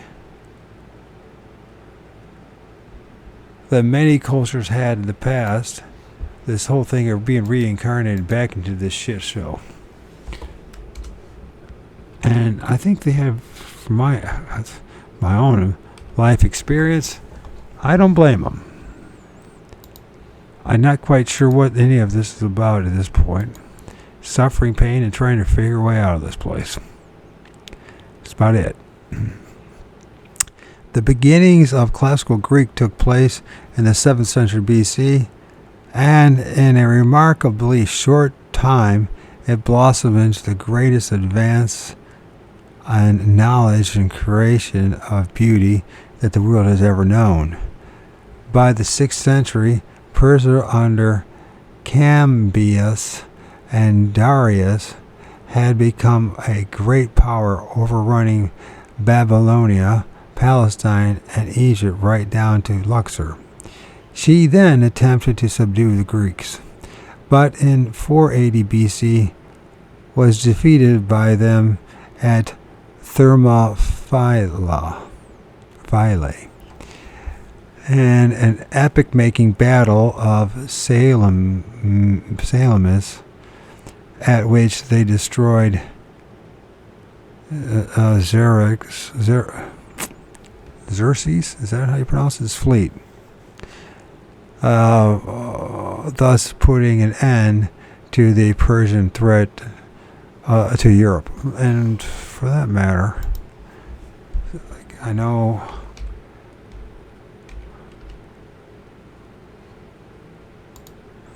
I suck. Xerxes.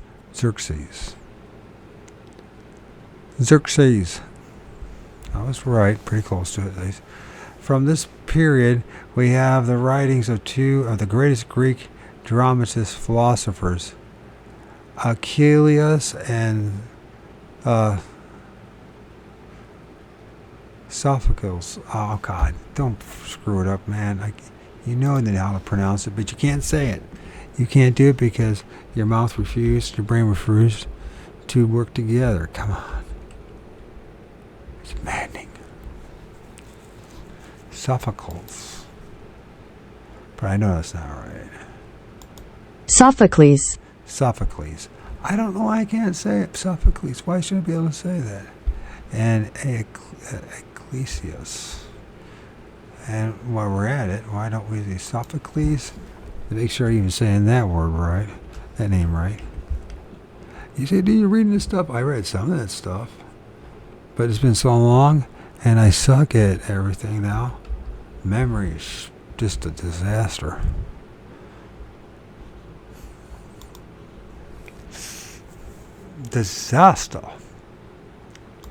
Aeschylus. What did I say? Aeschylus and Sophocles. The first studied the relations between God and man in human history. The second, the relationship between man and the city-state, as revealing the purpose of the gods. It was from the generally warring city-states, of which Greece was then made up, that there emerged a new form of government, destined later to become accepted by a greater part of the nations of the world. This was democracy, but not as we know it. Previously, all states had been ruled by priest-kings, or later development of monarchy, in which the ruler was termed a tyrant. The Athenians initiated the assembly at which, from time to time, all citizens met and decided by majority vote whether there should be peace or war, such taxes were to be imposed, or other important matters. But it should be noted that only a few thousand citizens, those in fact were property owners and so would bear the burden of taxation, were eligible to vote. This system, that soundest possible form of government, has developed into one in which the great present-day democracies allow value voting power to all members of their populations who are of legal age, which is a very different matter. In Greece, the 5th and 4th century BC proved to be a grand error. During that time, a score of men emerged with minds of the highest order under the hands of the Myron, the Phidias, the Polycletus, and Praxiteles, and Lysippus. The sculptures of the human body reached a beauty that has never been surpassed. Encouraged by the great Pericles, Percules, the architecture took new and lovely forms. Even today, the ruins of the Acropolis, when floodlight at night appears a dwelling place fit for the gods. Later, the gracious Greek temples and theaters with remarkably fine acoustics rose in Asia Minor, Italy, Sicily, and many other lands. It was during these centuries that the great philosophers flourished.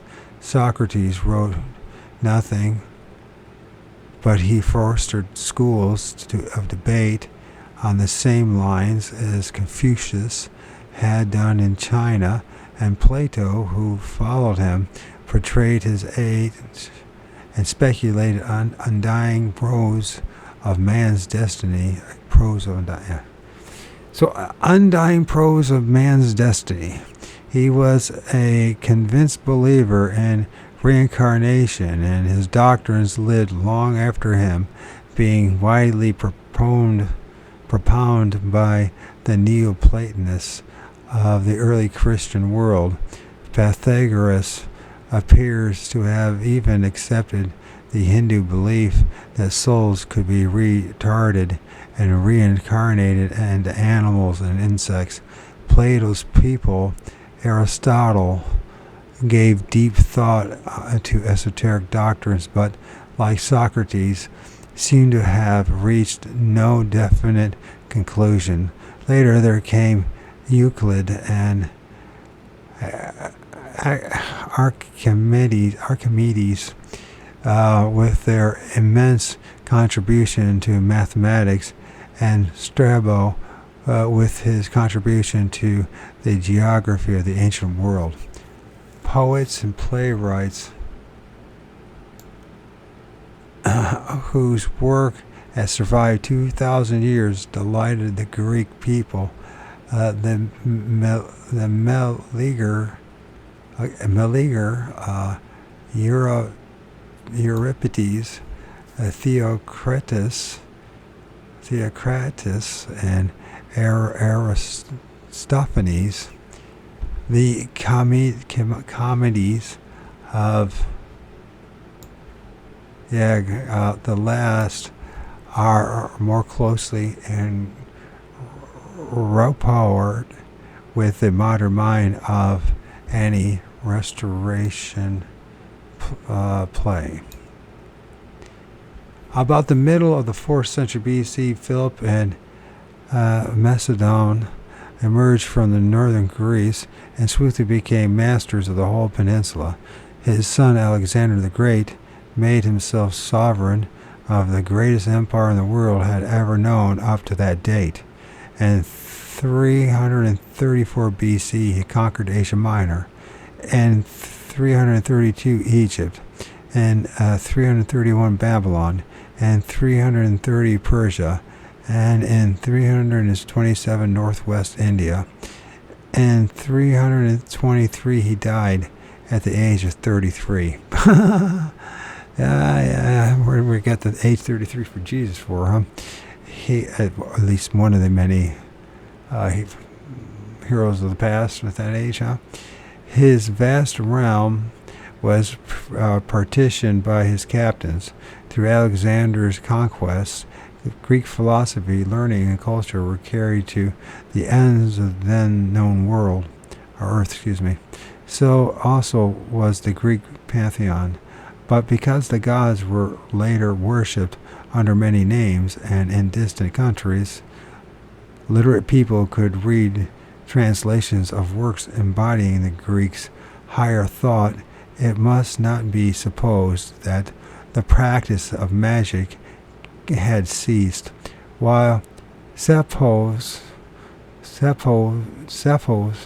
sang and later Socrates talked, witches and sorcerers plied their trade as profitably as ever. The Greek literature abounded in accounts of spells cast with dire results and love potions restored to by the infatuated. The most famous charm from unrequited love was the drawing down of the moon. It is mentioned by the Aristophanes and several other writers, including Lucian and his story of Glaucias and Chrysis. The youth, it tells us, became so lovesick that for the maiden that it was feared he would die. So a powerful magician was consulted. He prescribed drawing down the moon and performed the operation, which included invoking Hecate, the goddess of the dead, her fearsome escort of ghouls. A clay figure of Chrysis was then made, and bronze needles stuck into various parts of it. And Jesus, remember that? Bronze feet? Bronze. Parts of it, and Glaucias with the words, I purify thee, that thou shouldest think of me.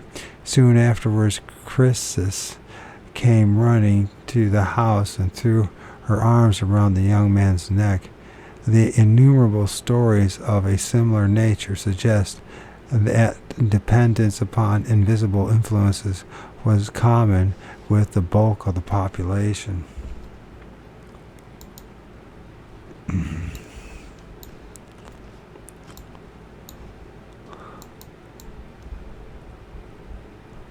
Palestine, is that where we're at now? Palestine. Look at that for a little bit.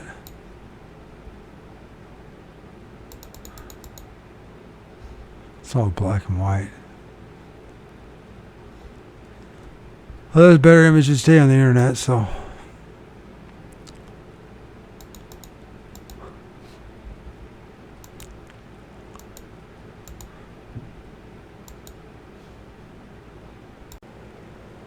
Palestine. Very upset with what they've done to me with the past 13, 14 years now. It's MS, and I had a jibbity jab with the oink oink flu jibbity jab back in 2009. A few months later, I ended up with MS. That's part of it was because I was helping take care of my niece who was damaged from the infant jibbity jab. He was paralyzed from head down for 18 years. And then my mom. I watched her pass away from all that crap food and the jibbity jab and having a blood clot and a stroke and dying, burying her in the first day of spring 2021 against her will. I'm so sick. I hate this place. And I'm reading this stuff and I'm just seeing how absolutely fucked everyone is. And it's been that way forever.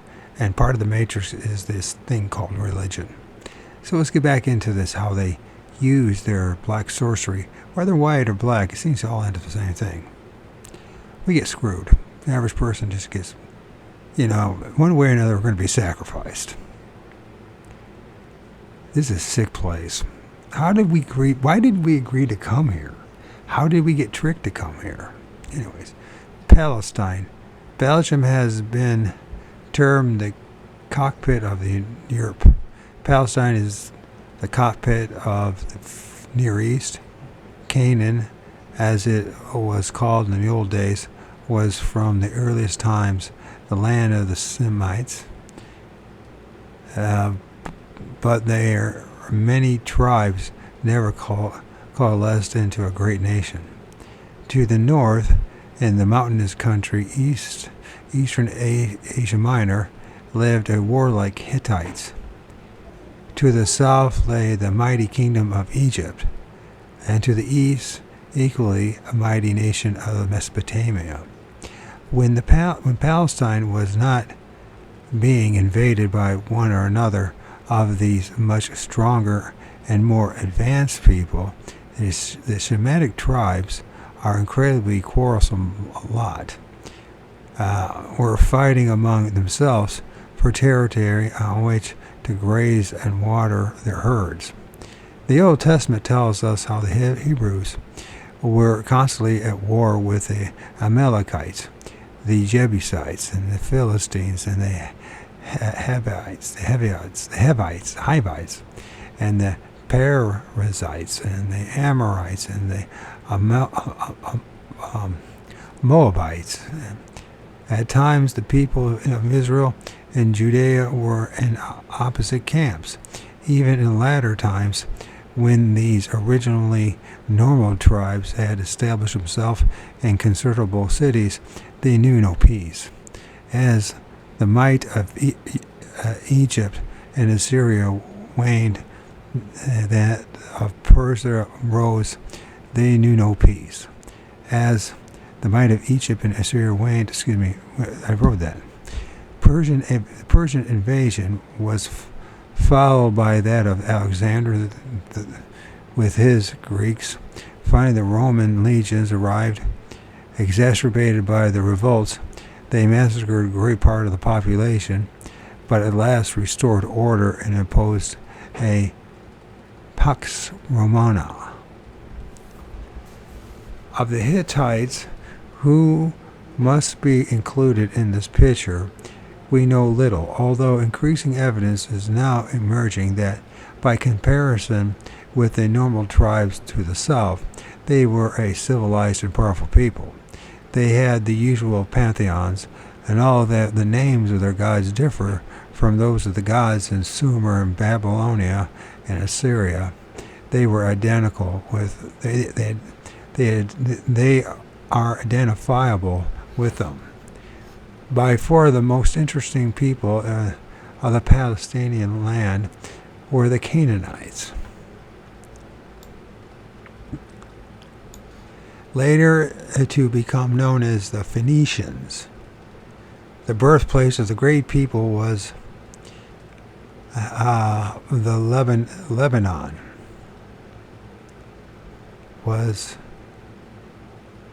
And their capital port was Byblos.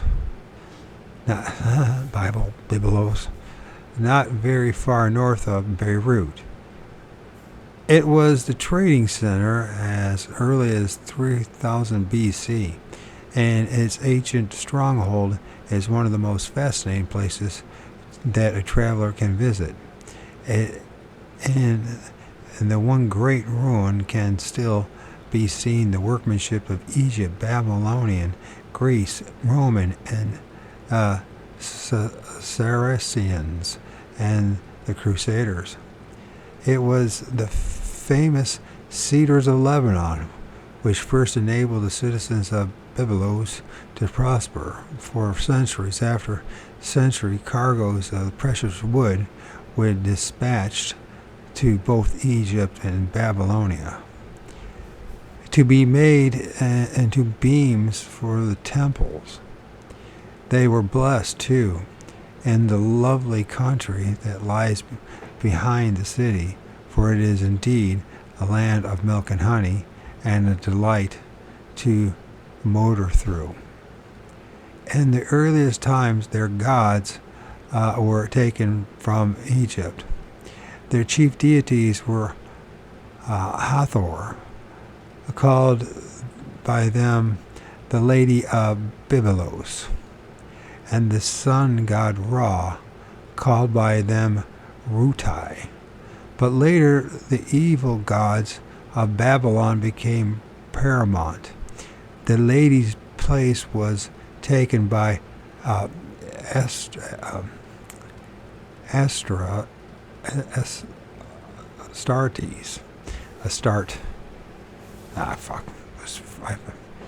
know what it is, but I'm messing it up. So let's just submit Astarte.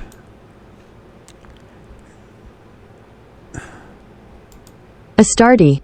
I was right, Astarte, by Astarte, that of Ruti by Baal, so Astarte and Baal, who, in his aspect as Moloch, demanded the smell of burnt human flesh as the price for his patronage.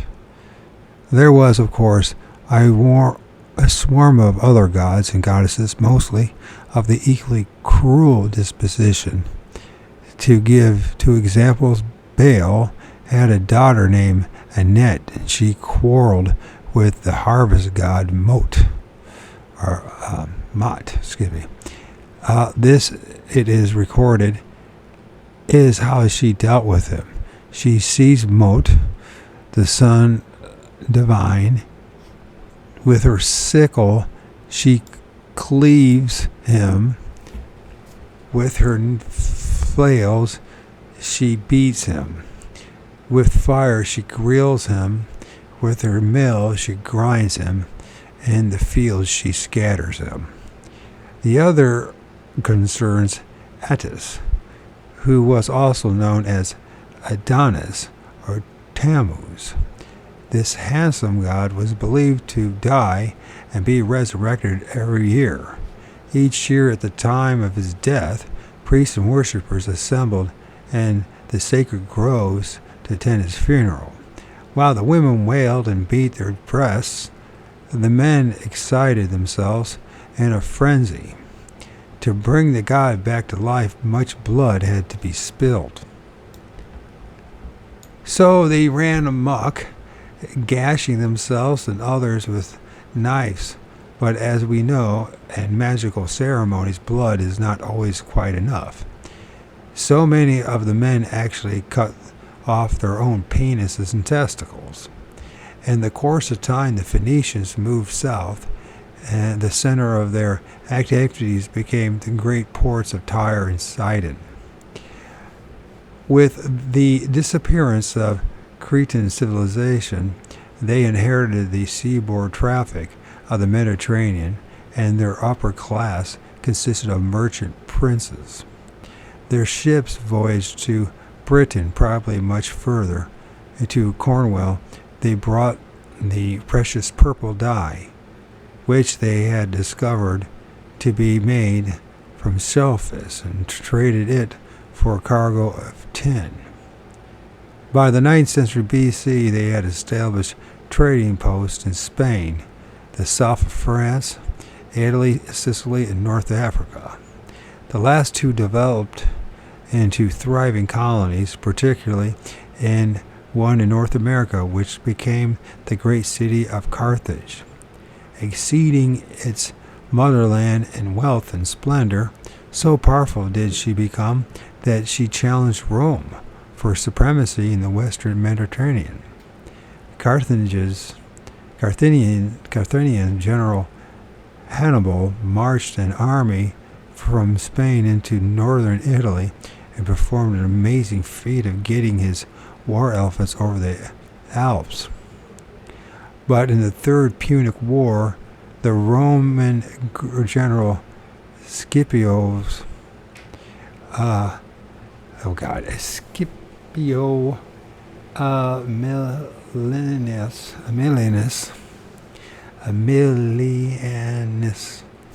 Aemilianus utterly defeated the Carthaginians, destroyed the idols in which many thousands of captives and slaves had been roasted to death, and burnt the evil city to the ground.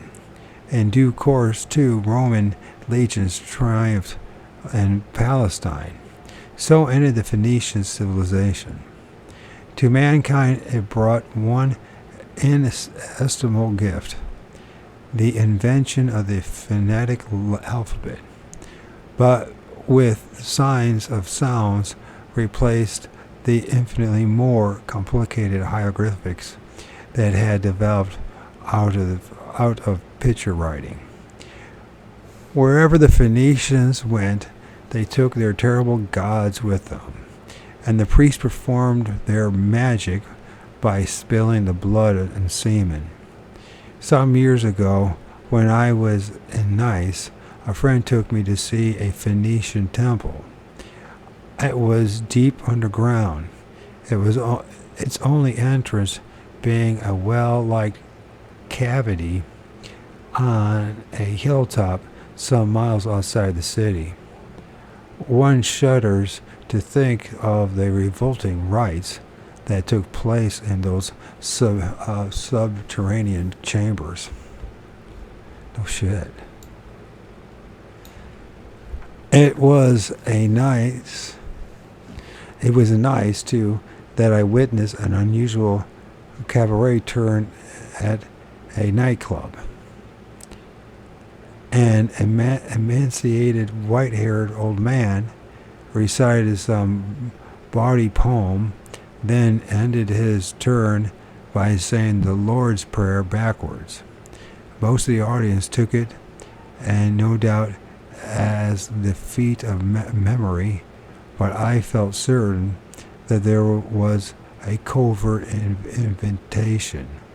Had I put it to him afterwards that I could pay handsomely for a wax image to be made, and that to be done which had to be done so that I could inherit from the rich uncle, I do not doubt he would have obliged me. The only race that making Palestine its home also made its mark on the world history is, of course, the Jewish race. It has now been established by cuneiform tablets found in Mesopotamia that they originated in Ur and Chaldees, and that about the 19th century BC Abraham led his tribe up the northern Syria,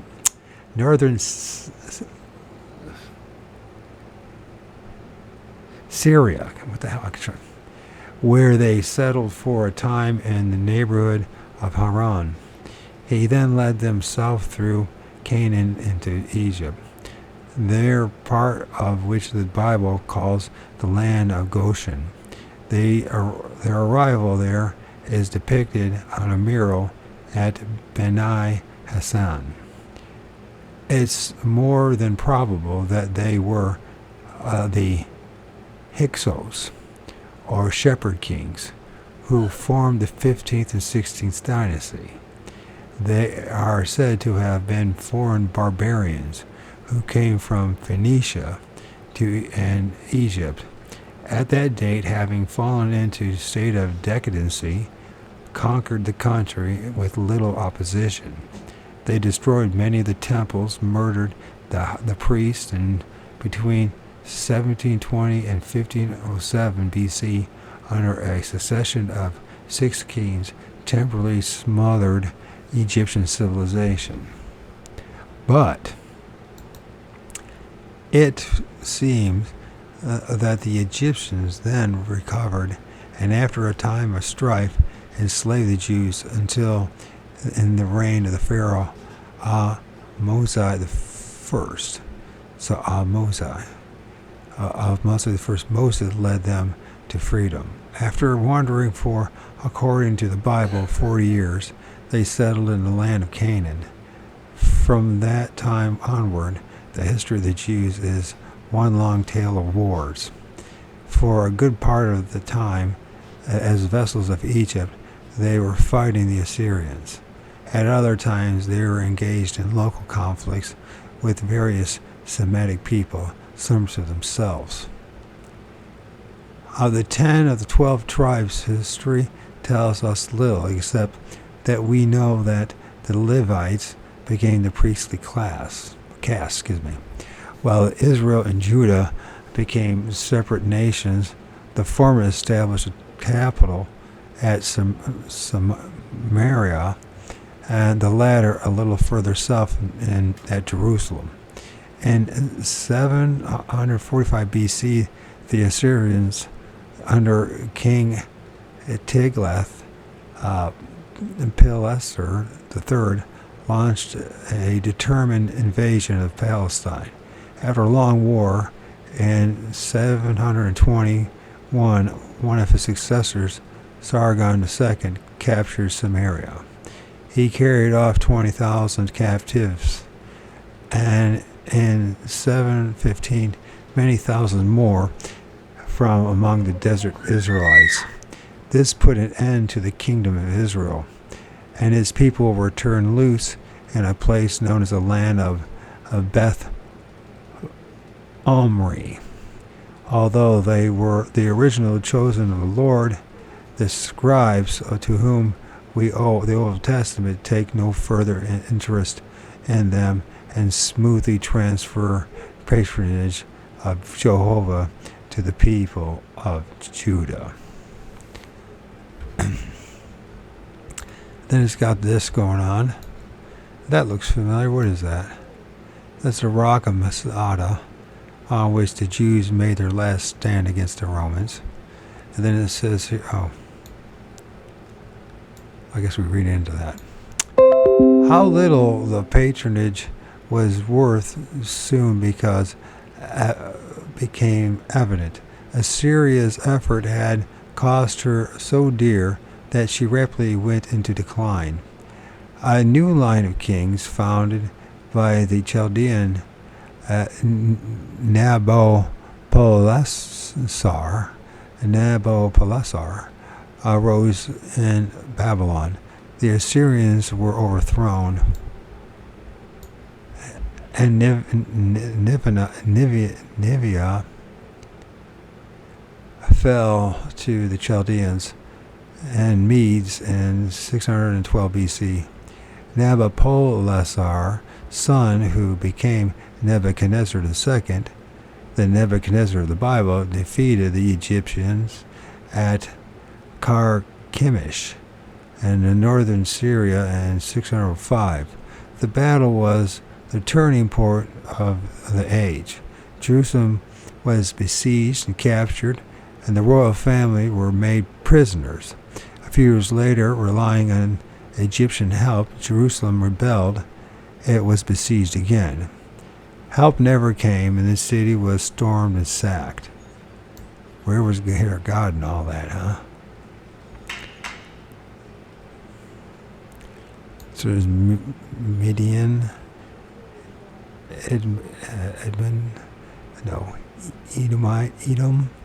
the wilderness of Zin, Moab, Jericho, or the wilderness of Paran, Egypt, Goshen, Jericho. That's interesting. It says here, okay, so the first one is up top is Exodus of Jerusalem from Egypt, if it's even real. So it went like this. The next one is the crossing the Sevesh in 1920. In Ukraine, the Crimea, the Black Sea, the Sea of Azov, Odessa.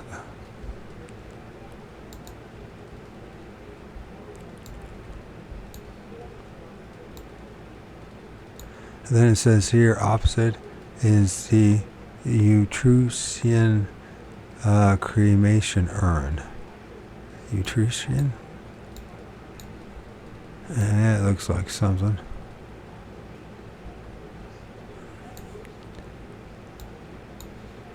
The war in 567 BC, Babylonians destroyed Jerusalem, slaughtered the leading citizens, and carried the rest into captivity. The rest of Persia followed. Cyrus the Great conquered Babylon, and 50 years after the destruction of Jerusalem, he gave permission for the return of the Jews to Palestine.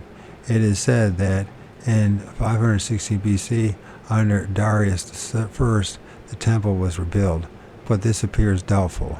But Judah and Israel had been scattered and still lay under Persian domination. Many of the Jews who trickled back had deserted Jehovah and had taken wives of other races who worshipped false gods. There occurred a great schism. The descendants of the original Samaritans asserted that their claim to be the chosen, but the Judeans reputed repudiated it and henceforth regarded themselves as the only people entitled to Jehovah's protection. It was probably not until the arrival of Alexander the Great that the temple was actually restored, and until about 320 BC, under his successor in those parts, Ptolemy I, that the sons of Judah became excessively the Jewish people. Exclusively the Jewish people. The Seleucids went to war with the Ptolemies, and by 198 BC, Palestine was again under Asiatic rule. 100 years later, Rome had risen to a power of the first magnitude, and in 63 BC, Pompey the Great captured Jerusalem. The Parthians then invaded Syria. The Jewish leader Antipater stood by Rome, but 30,000 Jews sided with the invaders. The Parthians were defeated and 30,000 Jews sold into slavery. Julius Caesar and Pompey fought for the dominion of the Roman world. Caesar triumphed, and in 48 BC, Pompey was slain. Herod the Great emerged. He became the king of the Jews, a strong adherent of Rome. He maintained a state of relative peace until his last years, which ended in 4 BC. But the Jews were not content under Roman rule, and all the efforts of Herod and Antipas and the Roman procurators failed to keep order. Between AD 48 and 52, there were constant riots. Massacres took place in the temple. Revolutionary movements grew, and at length the Jews rose and set up government of their own. Vespasian was sent to crush the rebellion. In 70 AD, Jerusalem fell. Its inhabitants were slaughtered, and the temple was burnt down. As the last act of defiance, the surviving rebels occupied the great natural rock fortress of Masada. When they could hold out no longer, rather than surrender, 10 men were selected to kill their companions, including women and children. Then they killed themselves. That was the end of the Jewish people as a nation. They did not regain the country they had come to regard as their own until 1,878 years later. Briefly, that is the history of the Jews.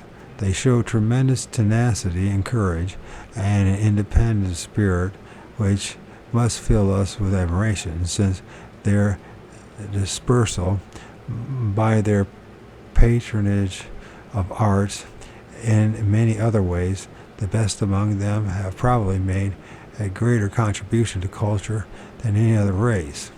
But that cannot be said of them during the centuries they lived in Palestine. They were intolerant, treacherous, even thieves and liars. At least that is the impression of them given by their own writings in the Old Testament. For that their God was largely responsible. He shed no ray of light. He had modeled himself, or perhaps one should say they had modeled him upon the dark gods of Babylon. His only distinction from those fierce deities was that he did not demand human sacrifice. Yet his desires were solely concerned with the aggrandizements of the Jews. However unscrupulous the means employed, the increase of their seed, so that they might the better make war on other peoples and deprive them of their peace and prosperity. Doubtless the Jews were no worse than other people of their age, but the Palestine before the time of Christ, they made no contribution whatever to the enlightenment of mankind. In one way, until the coming of Muhammad, who proclaimed Allah as the one God, Jehovah was unusual. He was the one of the few gods who refused to have a family of companions. He never tried to he never tired of proclaiming, I am the Lord thy God, I am a jealous God, and thou shalt have no other God before me. And while jealousy is a very human failing, it certainly is not one to be admired. However, that may be in the case of a god, it was particularly hard on women, for whom Jehovah had no time at all. And if one takes seriously the existence of a God made by men in his own image, one can imagine how annoyed Jehovah must have been when Christians adopted him as their God the Father and attributed to him a son. And that the Israelites sadly hankered after the old gods is clearly indicated when it looked as though Moses would not return from his trip up the mountain, and Aaron fashioned a golden calf for them, and dancing around it naked, as we were told, by the light of the moon, must have aroused nostalgic memories of the jolly parties ending in a uninhibited romp, in which they had engaged before setting off into the wilderness. The gold of which the calf was made was obviously that of the necklace, earrings, and bangles belonging to the Egyptians in whose houses they had lodged, and which Moses had told them to seal. Borrow is the shifty expression used in the Bible from their host. The Israelites then paid for their fun in no uncertain manner. Aaron, although responsible for making the calf, got off scot-free. I know, I brought that up too. No one ever said, and he's responsible for killing the people. He did it, and about 3,000 poor wretches were slain at Moses' order. The foretaste of the concentration camps. Hitler would have made him an honorary Aaron, and the SS Gruppenführer, I don't know what that is, for that. Then, having pounded the gold of the calf into powder mixed with water, Moses made the others drink it. Whether the act, like Mussolini's castor oil, or ruined their digestion,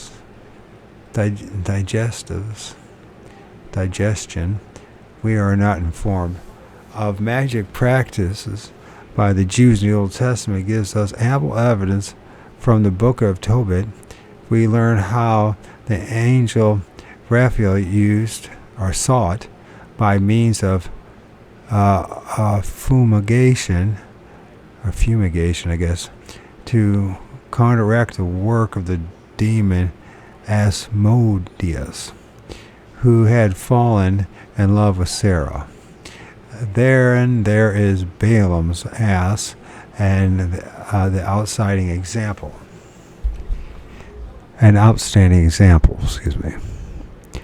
Moses' competition with the Pharaoh priest a case of the pupil surpassing his master.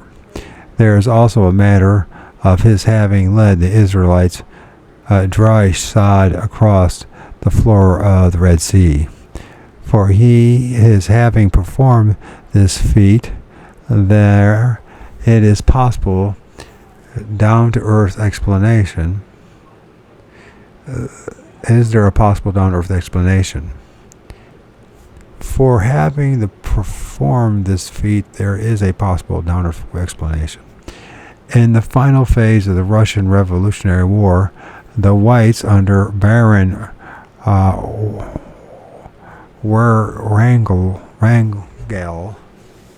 Rangel had been driven right down to the Crimea,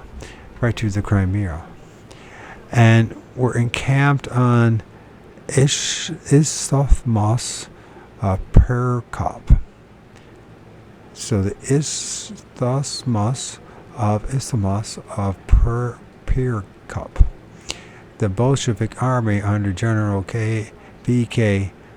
Butcher was on the far side of the Sivish Putrid Sea, which runs along the isthmus of the Sea of Azov.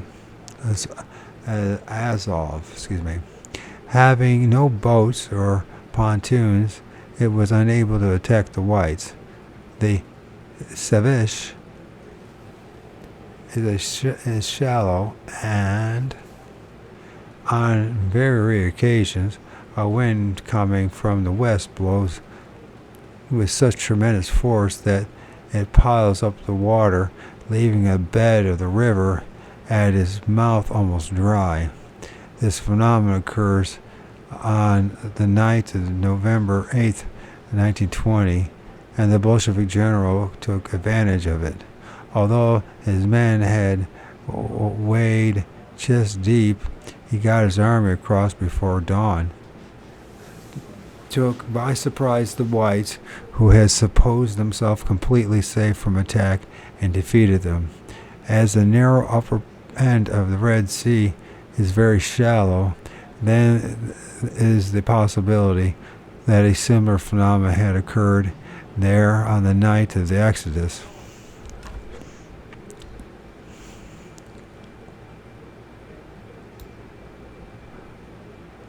Asmodeus, the insider of lechery. Nice. And what's the other term? The opposite is the marriage of Jupiter and Juno from a fresco in Pompeii.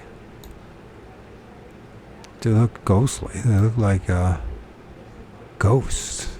I guess that's what it's supposed to be. It's like spirits, huh?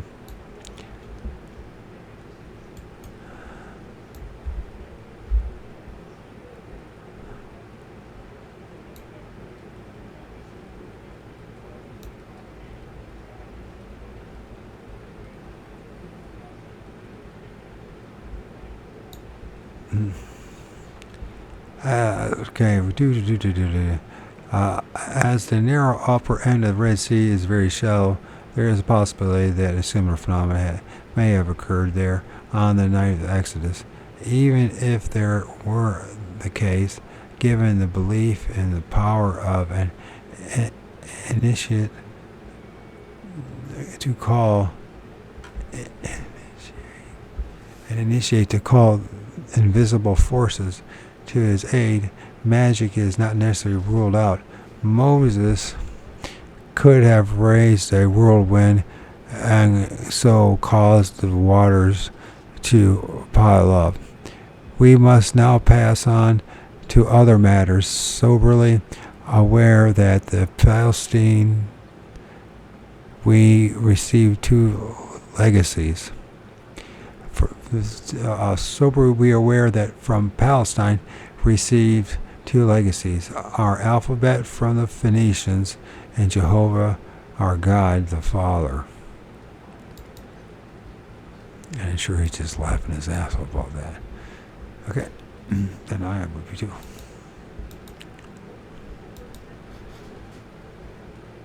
Gnosticism. The original Gnostics were also inhabitants of Palestine, but they deserve a section to themselves. The word Gnostic is derived from the Greek. It means one who has knowledge, and the Gnostics contributed a very considerable part of the magic inherited by both the Near East and the Western world. Gnosticism arose late in the 1st century AD, a curious mixture of Jewish and Christian mysticism, colored by Greek thought. As it had no individual founder, it cannot be termed a religion. It is more of a nature of a philosophical belief. Its roots can be traced back to the Essenes, who earlier also inhabited Palestine, and whose ideas have recently become available to us through the findings of the Dead Sea Scrolls. The Gnostics were divided into numerous sects, and the beliefs of which were modified by those from the territories which they lived. In the West, during the early years of the movement, when Christian beliefs were still very fluid, they were closely associated with Christians, whereas further east, they became influenced by the Manichaeans,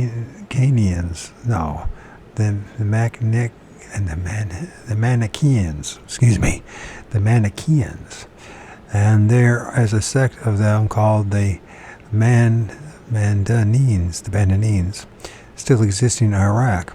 However, the general basis of their belief was that enlightenment cannot be achieved by reason, but is the intuition of the mystery of the self. They held that Jehovah was not God, but a demiurge who created an alien world from evil matter, and that the true God is the unconscious spirit of every man, which sleeps in him until he becomes aware of it. They regard Christ as a revealer, but denied the doctrine of the original sin and the necessity for atonement.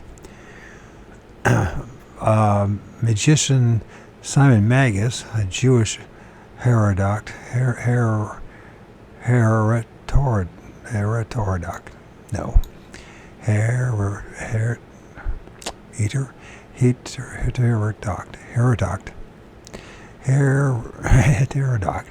Okay, I'm gonna have to forget to say the damn thing.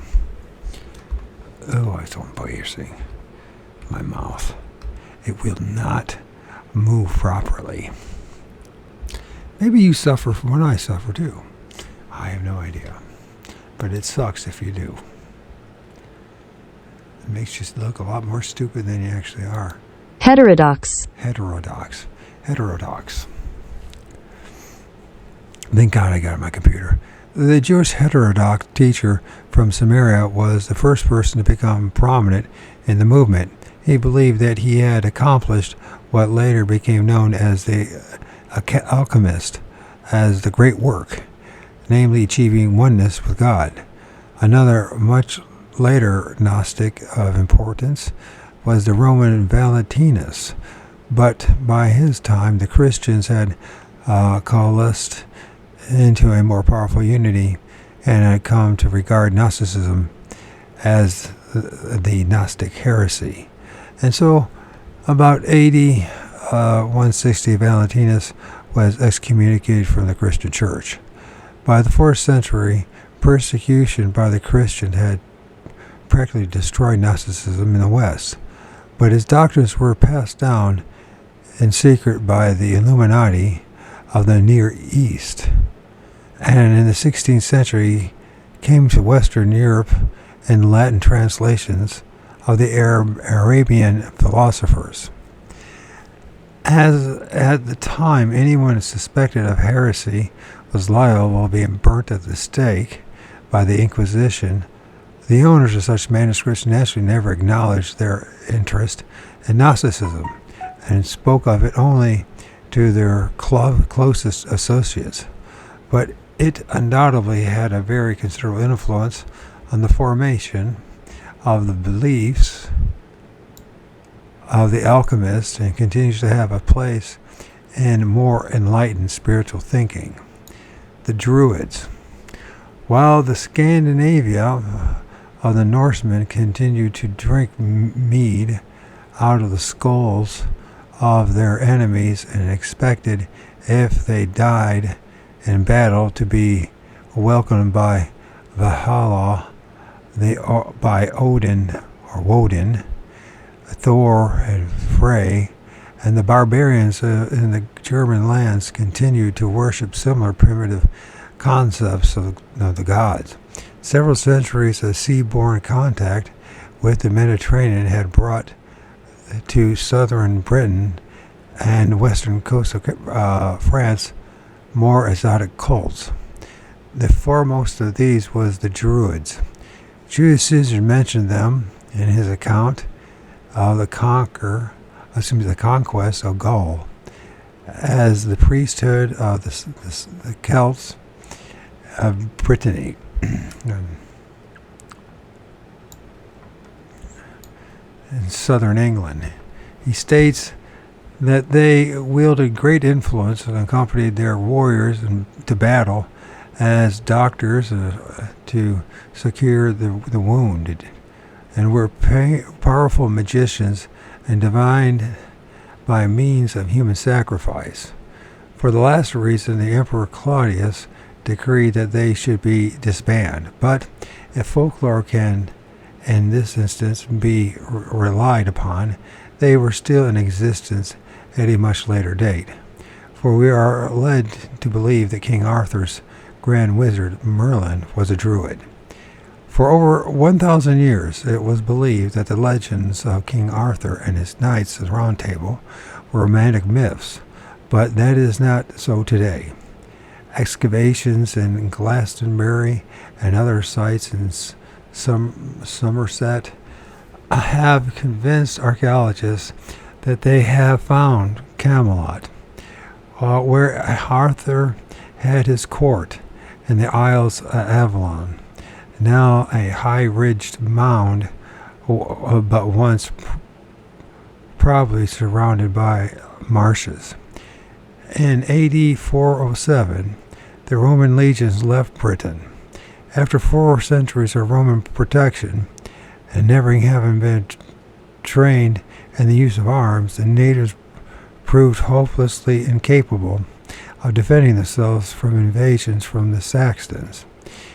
Eastern and Central Europe was overrun.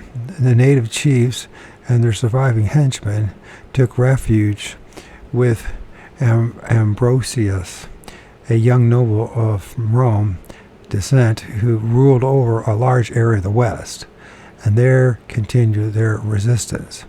Arthur, or Artorius, as he was then known, is said to have been the younger brother of Ambrosius. Terming himself Count of the Britons, he became champion of the Celts. His cavalry was famous, hence the tale about his gallant knights, and according to legend, he won 12 major victories.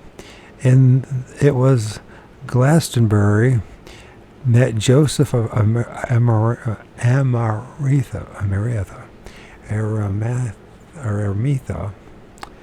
is reputed. Okay, I know how to say it, but I can't say it. So let's just bite the bullet again. In embarrassment.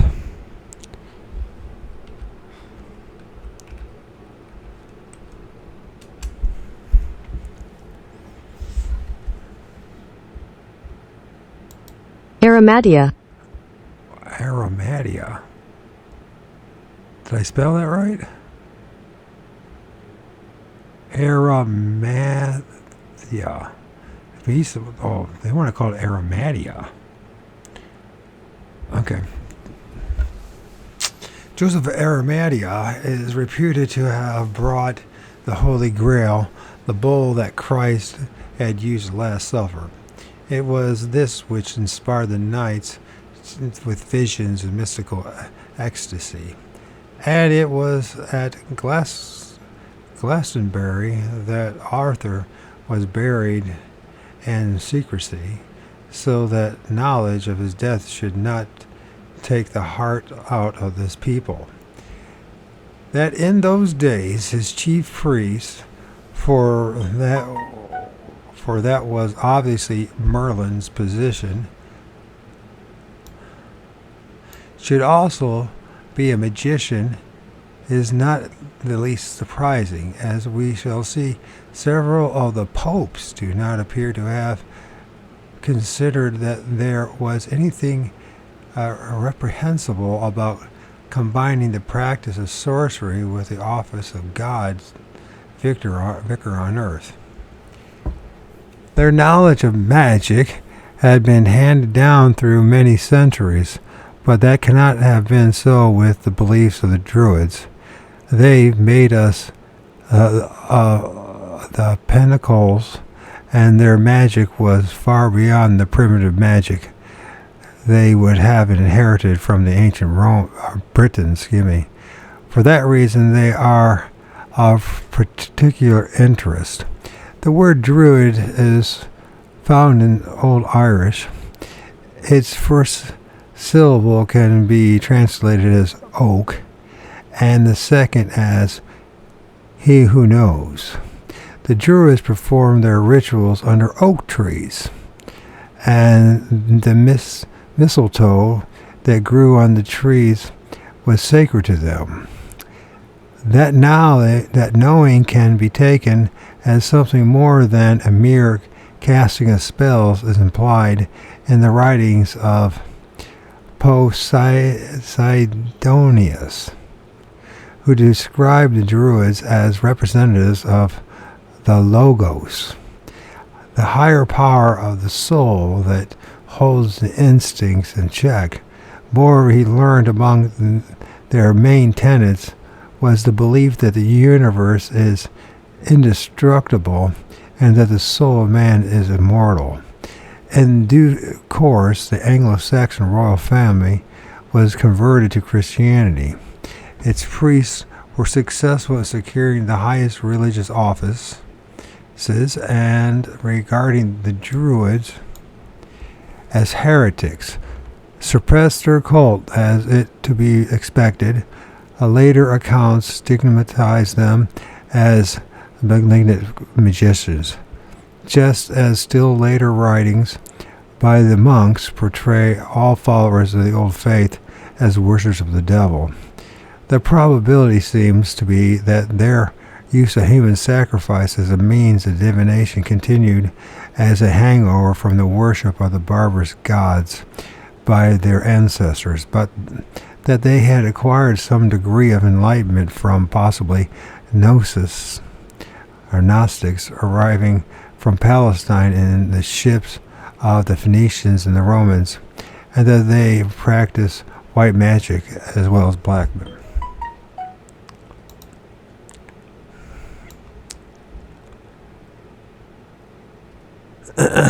Rome. Traditionally, the foundation of Rome was in 753 BC, but the place can then have been little more than a cluster of villages situated about the famous Seven Hills. To the north, a century or more earlier, the Etruscans had towns and rudiments of civilization.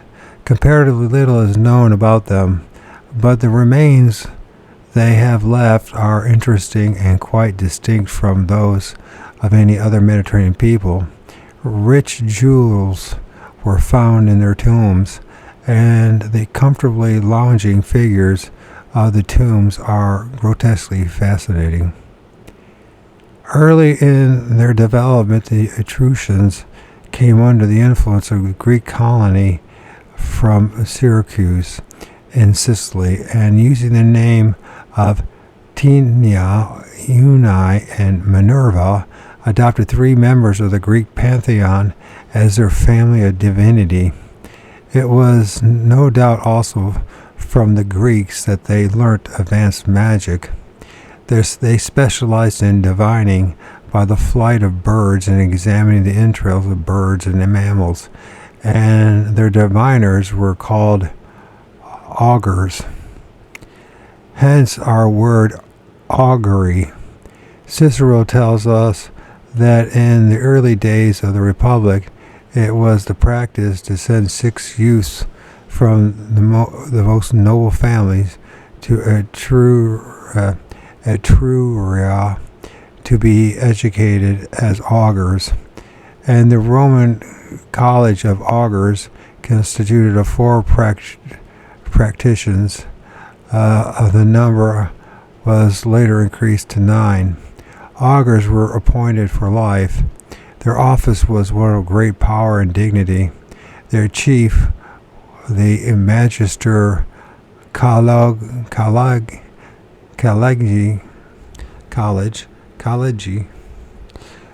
semester Collegi, was responsible for interpreting the will of the gods, supervising such sacrifices as were necessary for the protection of the state, and keeping the Senate advised of future prospects of all matters that concerned the nation. They usually confirmed official appointments, but had the power to invalidate those practitioners and even consults. They wore togas striped with purple and double cloths,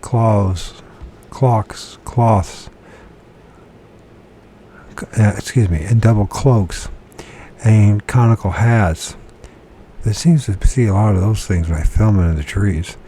As a symbol of their office, they carried staffs whose heads resembled those of Bishop Crozier,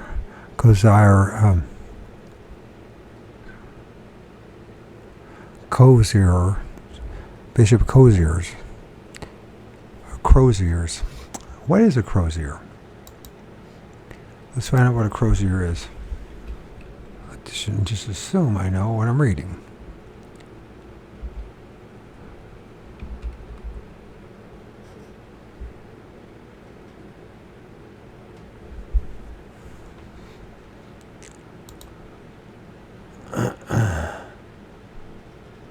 It's a hooked staff carried by the bishop as a symbol of pastoral office. A curled top of a young fern, crozier. And I imagine there'll be images. And of course everyone's seen those. Just quick so you can see. That's a crozier. I would never have guessed that. But now I know.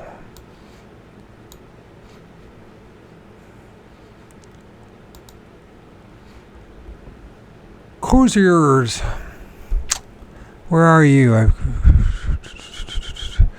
They took particular notice of the activities of ravens, birds that have always been associated with good or ill fortune, and for which reason ravens that inhabit the Tower of London have always been well cared for. It was probably from the Etruscans that Romans also acquired the fear of evil eye, to which they considered themselves particularly subject. To avert it, they wore a bangle or a brooch, a small gold phallus, and such amulets of virility are still worn by many people in Italy in the present day.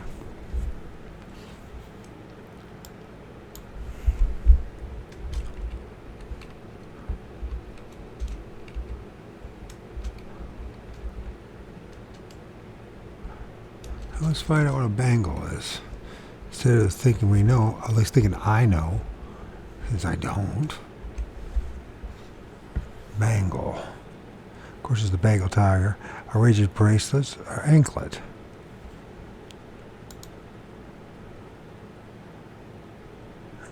So the basically it's a bracelet. It's some sort of bracelet.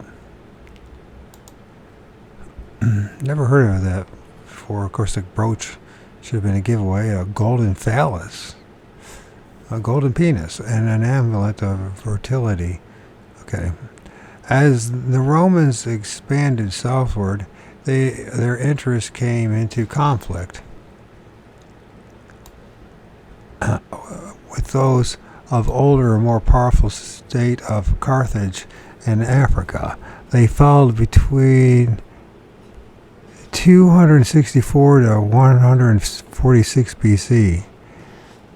The three Punic Wars, which ended with the total destruction of Carthage, giving Rome complete dominance of the western Mediterranean.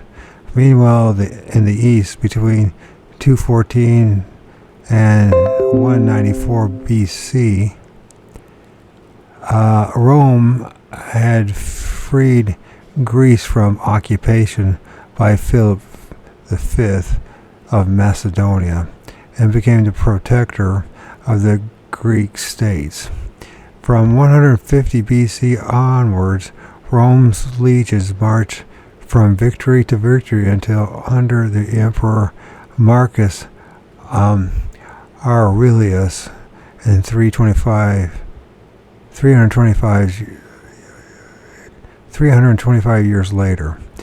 The boundaries of the empire to the west and north were the Atlantic, the border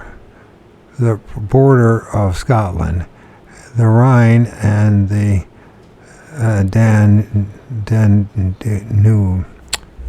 Danube. I think that's how you pronounce it, Danube. To the south and east of the Sahara Desert, Ethiopia, Arabia Felix, and the frontier of Persia. Within them lay every nation of the civilized world except those in the Middle and Eastern Asia. From her beginning, Rome had Greek influences to the north and south, and her nearest neighbor across the Adriatic was Greece. Wherever her legions marched to the eastward, they followed the footsteps of Alexander the Great. Greek had become the lingua franca of the educated people of Asia Minor, Mesopotamia, Palestine, and Egypt. Greek ideas permeated all intellectual discussions. It was therefore natural that the Romans should take over the gods of Greece. Zeus and Hera became Jupiter and Juno. The royal couple were held in high regard, but as might be expected of such a warlike people, Mars, who they called Ars,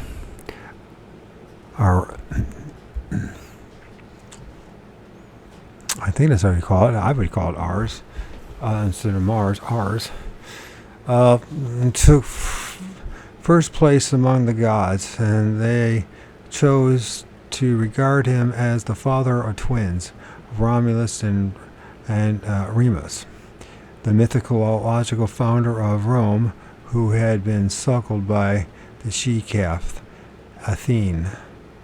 Artemis and Aphrodite became Minerva, Diana, and Venus. Poseidon, Pluto, and Eros became Neptune, Hades, and Cupid. Apollo alone retained his original name. Only one god was invited by the Romans themselves, and he assumed a position of great importance. This was the two-faced god Janus. Originally the sun god, he developed into the guardian of the doorways. He was given two faces back to back so that he could see both ways at once and no evil could slip past him.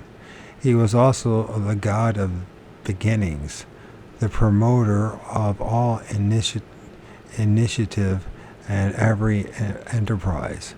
Another usual factor of Roman religion was the promotion of Greek goddess Hestia to receive special veneration as Vesta.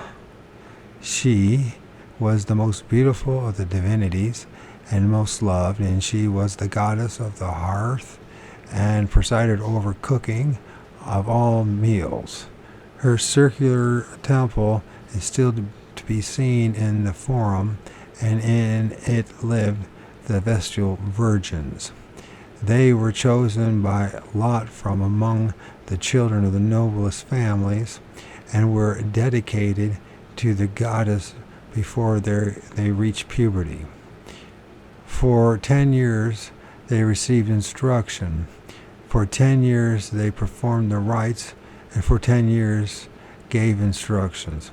After 30 years they were free to marry if they wished, but few of them ever did so, preferring to retain their high status. Whenever they appeared in public, they were preceded by a elector, and if a man on his way to execution had the good fortune to meet the Vestal in the street, he was immediately reprieved.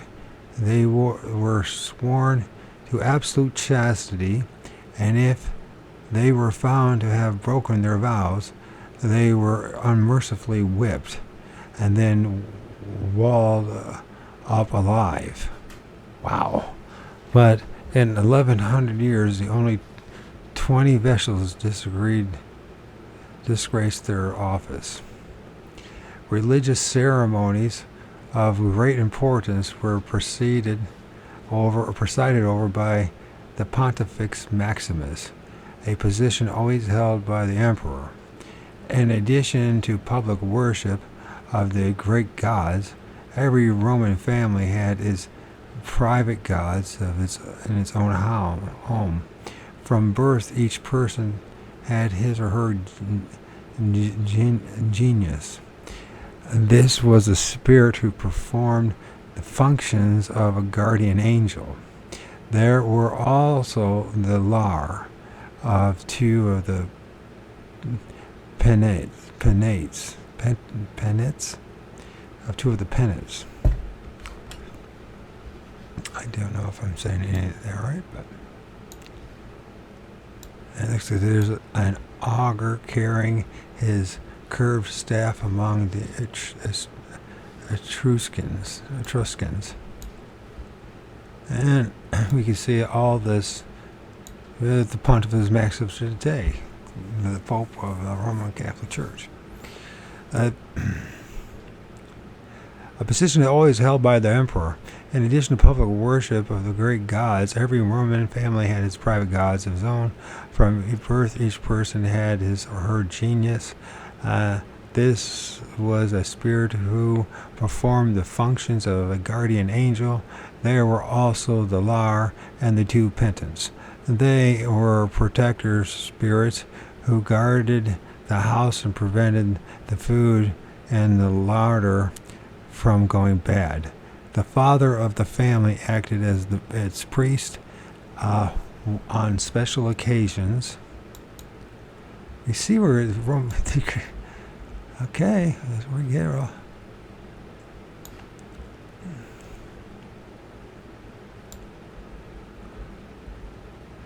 That's Emperor Marcus Aurelius conducting a sacrifice, and that's what that's supposed to be.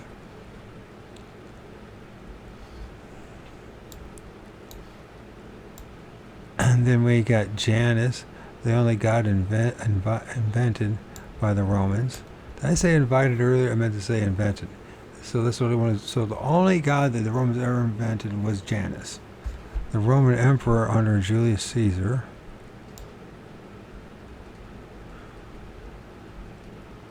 And that's the map of the Roman Empire, which my impression is that's exactly where they're up to again. They're trying to if you look at all the wars that have been going on in the past 20 years, they cover all this area. Just saying. I think they want to re-establish or recreate the old Roman Empire. That's my intake into what's going on, but what the hell do I know? But the members of the Greek pantheon and the family gods were by no means the only ones worshipped in imperial Rome.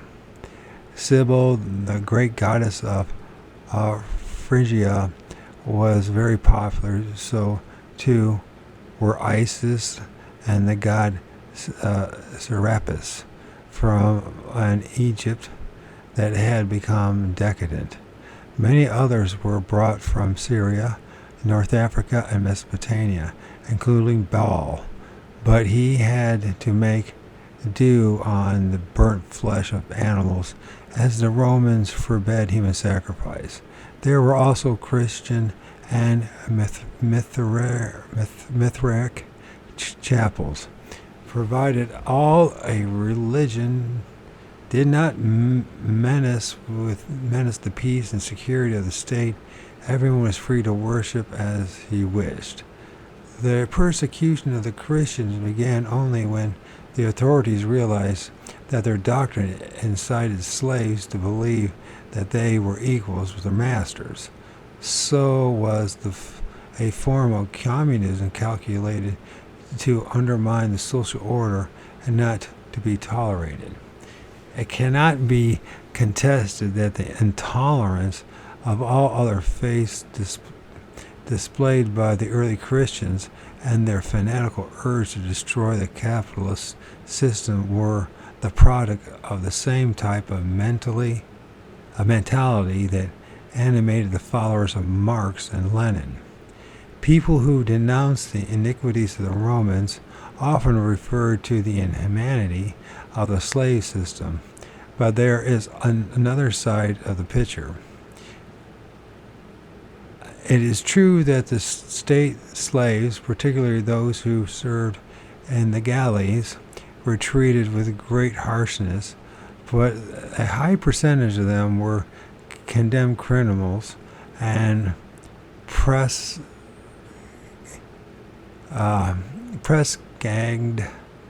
seamen, quite a number of whom were flogged to death, did not fare much better in Nelson's day.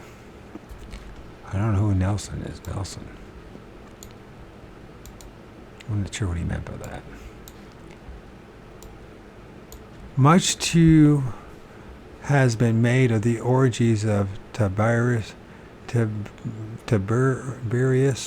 Nero, and Messalina. Over the thousands of years later, the Christian popes continents and attended the same types of parties. They were fully described in the annals of Borgias. The gardens of Versailles could also tell a tale of midnight fêtes in the day of Louis XV, when lords and ladies masked and dressed as centaurs and nymphs and disported themselves in shadowy grottos. The licentiousness of the more depraved emperor cannot be taken as a portrait of the morals of the average Roman family. Had it been, the emperor could not have lasted even 1,000 years. The empire could not have lasted even 1,000 years. It was maintained by thousands of officials scattered all over the vast territories. For the most part, they led exemplary lives, kept order, dispensed justice, ensured that grain was stored against famine, built bridges and viaducts, and constructed a road system unrivaled for centuries. From every remote frontier to Rome, with post houses along them and manned by garrisons that ensured the protection of the travelers against robbers, introduced the latest methods of agriculture to people they governed. The latest methods of agriculture to the people they governed, and fostered art, literature, commerce, and learning. They resided in pleasant villas, and the lives they had led were very similar to those of an English country gentleman and colonial official of the Georgian age. If a Roman lord could have resumed his body and gone to dine with any English nobleman of the 18th century, the interest of both of them would have been so alike that they would have talked the night through. They could have done so, as they both spoke Latin, albeit with different accents. To literature, the Romans made a considerable contribution, with Cicero's speeches and works of Horace and Virgil and Petronius and Julius Caesar, histories, and many other writings that have come down to us, but they were in the main content to take over the philosophies of the Greeks and contributed little new thought to them. They were above all a practical race, concerned with the physical well-being of the peoples over whom they ruled. The temples they built were copies, and later as at Baalbek, decadent copies of those of the Greeks. Like our eminent Victorian, they believe that a little religion is good for the masses, but the higher classes paid only lip service to religion. This is Roman mosaic designed to avert the evil eye.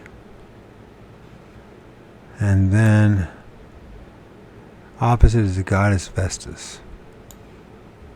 And the goddess Vestas, it looks like she's got two heads.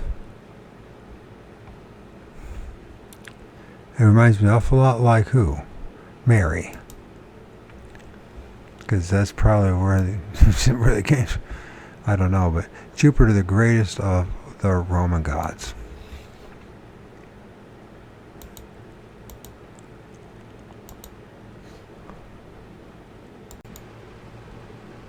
Oops.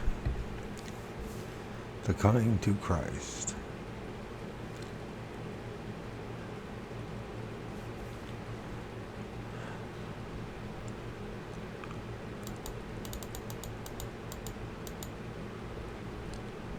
Coming to Christ. However, many Roman intellectia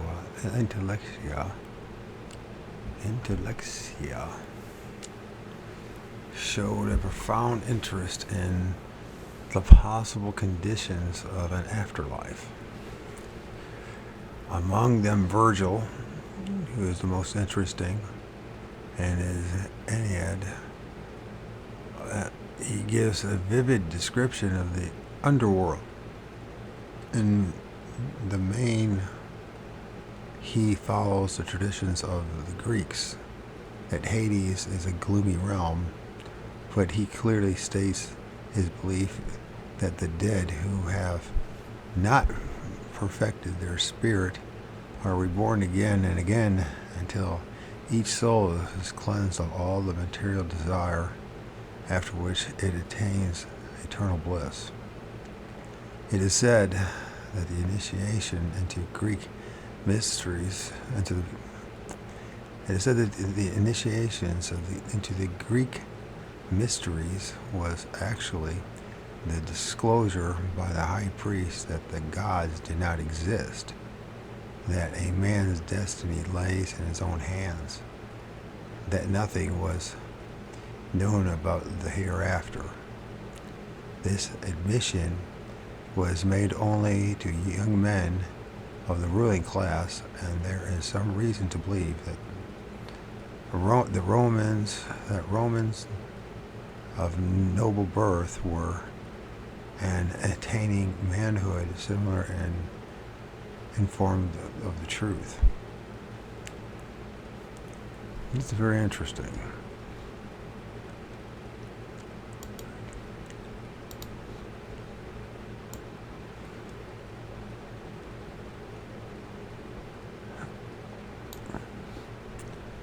To me, that's worth saving.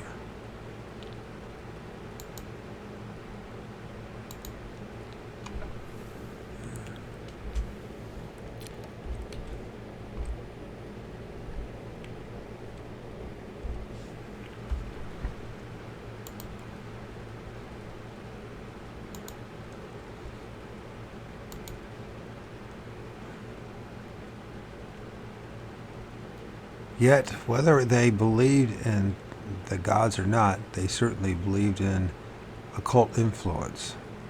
The Romans,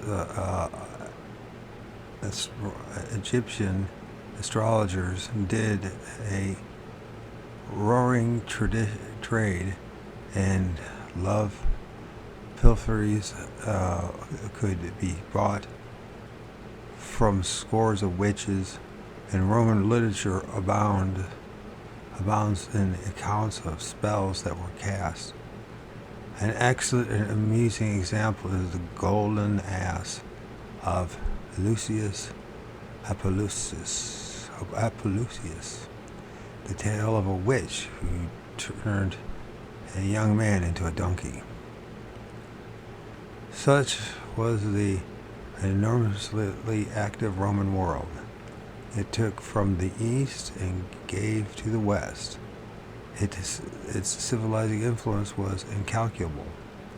It may well be said that those peoples who lived in the dark forest beyond the Rhine and the Danube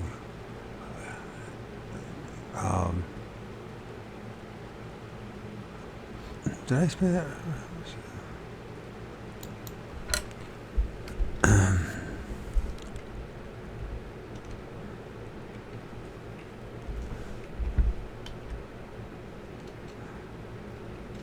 I'm going to see if I'm pronouncing that river right there.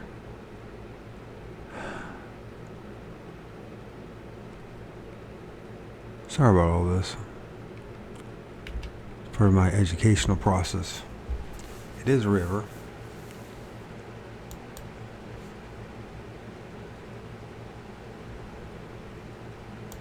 Danube. Danube. I always want to say the wrong thing. Danube. It's Danube. Danube. Danube. Okay. The golden ass. The golden ass. Okay. So they lived beyond the forest. That lived in the dark forest beyond the Rhine and the Danube, and so never experienced those 400 years of Roman rule, never caught up mentally in the concepts of firmness tempered with tolerance and mercy, inherited by those who enjoyed it.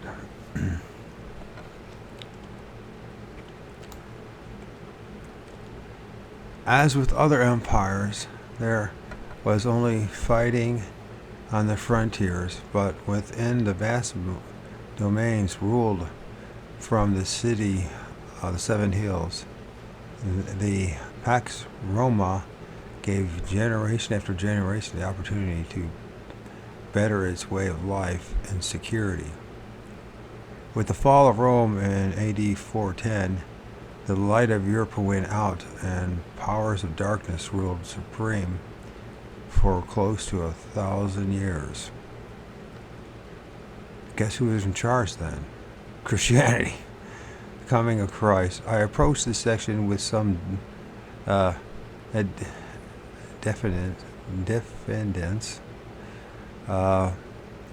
as the last thing I would wish is to offend the susceptibilities of earnest Christians, but in a work of this kind it would be illogical to examine the foundations of Christianity on a different basis from that which we examine other religions. Unfortunately, the historical data for the life of Christ are extremely slender, and in fact, there's none. He's being very generous. He's being very generous.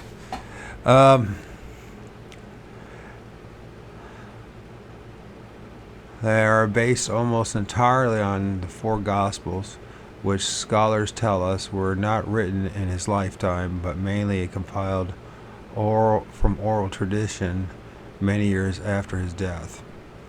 After his having been a historical character, there seems no doubt whatever, but the question is of his divinity is a very different matter. The accounts of the virgin birth, the rendering of the veil of the temple at the hour he died, and other wonders, are trimmings with which in early times it was customary to glamorize the lives of holy men after their deaths. However, the Gospels tell us that on many occasions he claimed to be divine, in that he differed from all the other great teachers, but he gave no proof of the divinity. In such last words, when in agony on the cross, my God, why hast thou forsaken me?" indicate that he lacked the power of a God, and he was incapable of ascending to heaven through his own volition. This is a very good page. Very good page. Many of his reported utterances are so difficult to understand that, again, with a diffidence. What does that mean? Defiance. Am I pronouncing that right? Using words that clearly an educated man uses, and I clearly am not. But I can become a self-educated man.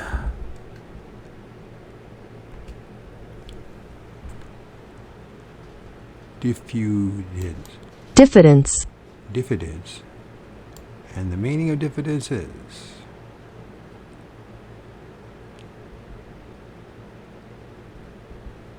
diffidence.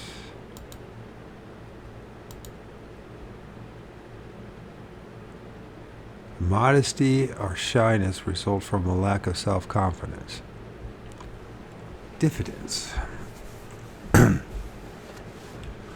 So I can see what he's saying about modesty and shyness, because it's not easy to say this stuff when you believed it your whole life, or you know other people who believed it their whole life. Maybe you didn't believe it your whole life, but you believed it for a big part of your time, or were a fanatic like me.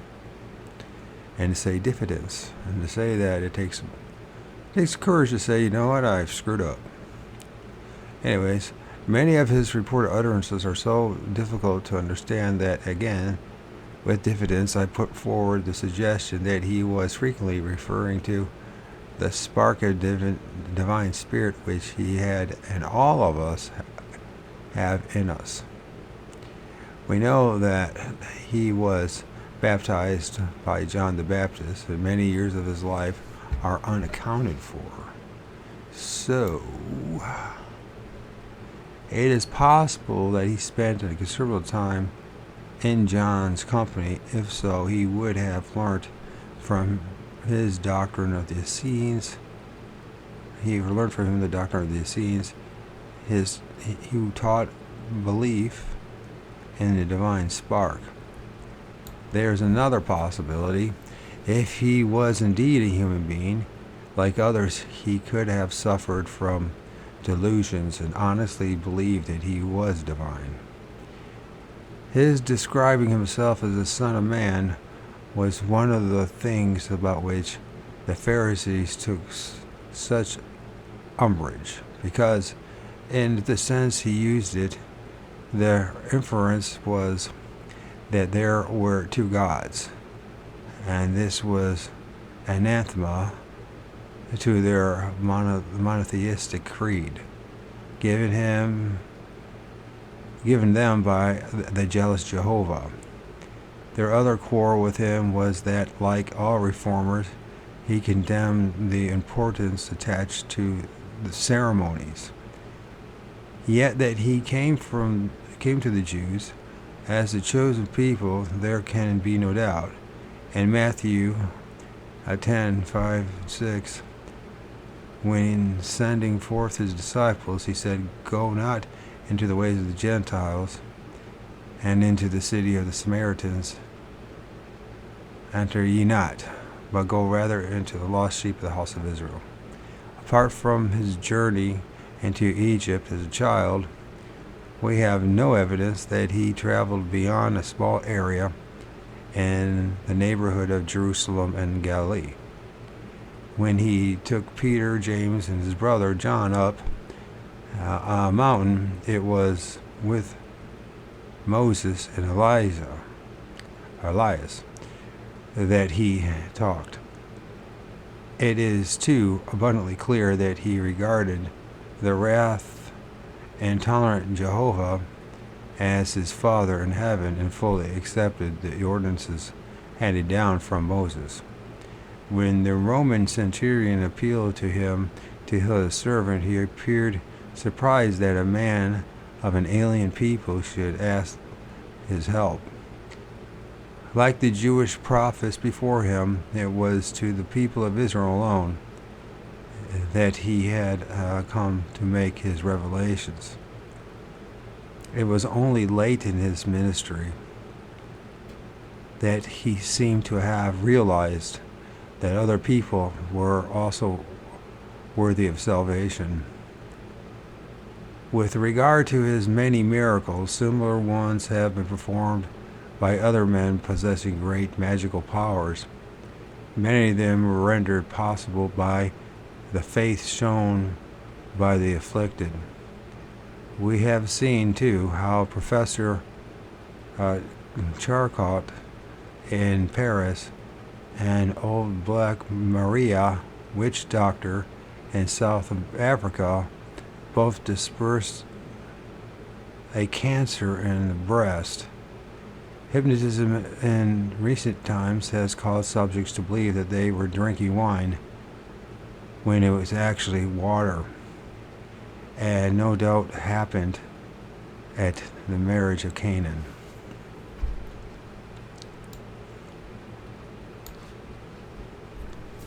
That's a take that I never heard anyone say before. Usually they're talking about that water, turning water to wine trick coming from like this specially designed jug, which they also had as well. So the secret of Jesus' power is not far to seek.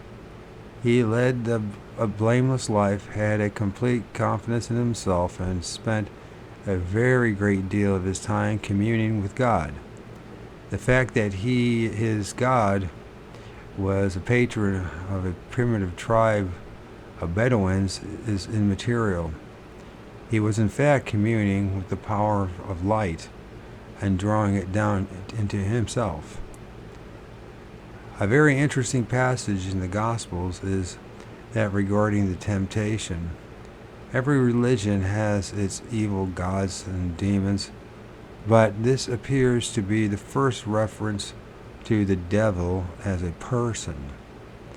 It is recorded that Satan took Christ up into a high place and showed him all the things of the world and said, "All this will I give thee, if thou wilt bow down and worship me."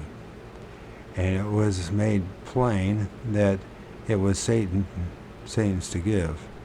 This, of course, is based on the belief that when Lucifer, which doesn't really say that in the Bible, but because Lucifer is actually a reference to the king of Babylon and Isaiah. So, but we'll go with it anyways. And when Lucifer was an angel, this has come to pride and rebellion against God, he was chastened out of the heaven by the archangel Michael. And the God then decreed that the earth should be his providence. It is this that led black magicians all through the ages to believe that As prince of this world, Satan is master here and can grant them anything they desire. As far as we know, Christ never had a love affair. No doubt that accounts for his taking the traditional Jewish view of women, and unlike Muhammad, not decreeing for them a better lot. Moses had laid it down that if a man died, his widow should be taken as a wife by his brother, the idea being that she should bear more children.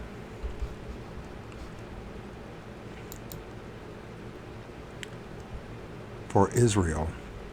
And then we got just like a image of supposedly being tempted. Is that what it is? You can have all that, buddy. And I'm like, wow. That probably wasn't all that appealing to him. Why would it be? Christ tempted perhaps the first explicit appearance of the devil. When the Pharisees asked Christ who wife he would be at the resurrection if she had been a wife of 7 brothers in succession, he simply replied that in the resurrection they neither marry nor are given in marriage. It does not seem to have occurred to him to condemn the custom by which women might be forced to accept a man she hated and become no better than a slave. Again, unlike other great reformers, he entirely fails to appreciate the fact that man is by nature polygamous, and that to condemn divorce as he did so harshly was a sure way to drive people into committing adultery. At times he showed righteous anger, as when he overturned the tables of the money changers in the temple. One would like to see him return to Jerusalem today, but by agreement, Greek Orthodox, Roman Catholics, and American Church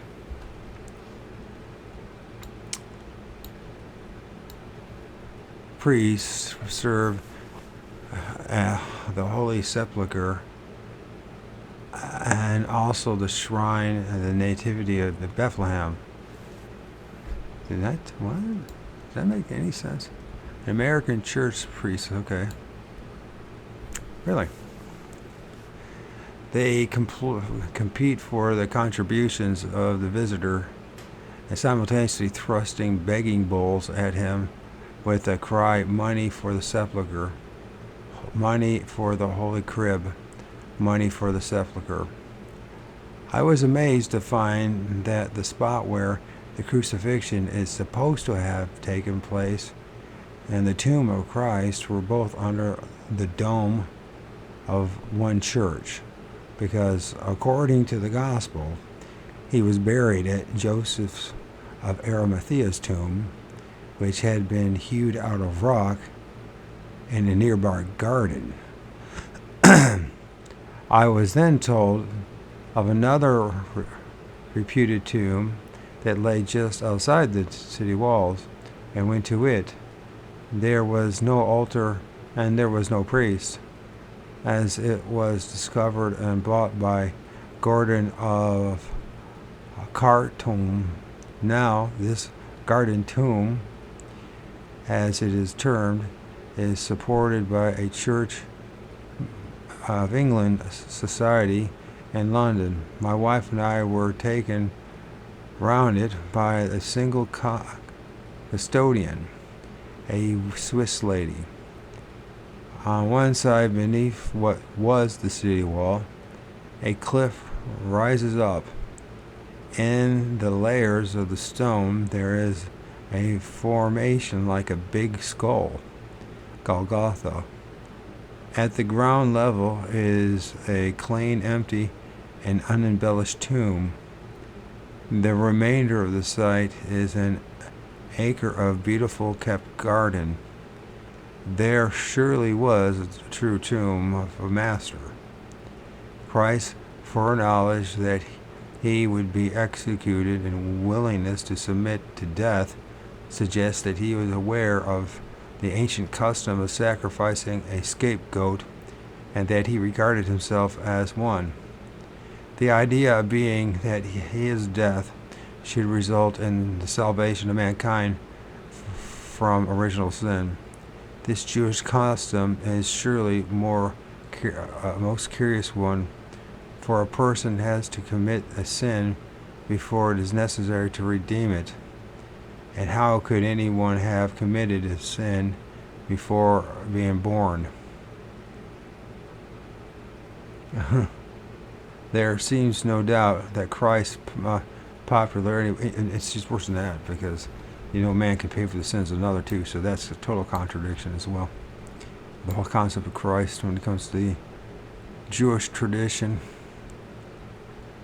And actually, when you really start studying what's in the Old Testament, it doesn't talk about anything about Jesus, which is even more disturbing. I mean, you have to abuse Scripture to make it work, and that's what happens in Matthew and Luke, and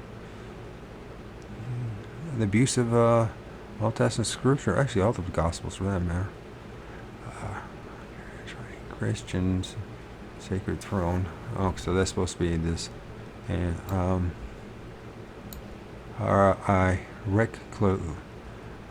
reliquary, enshrining a Christian sacred throne. But that's all you're accustomed to. You don't know any better until you read the book.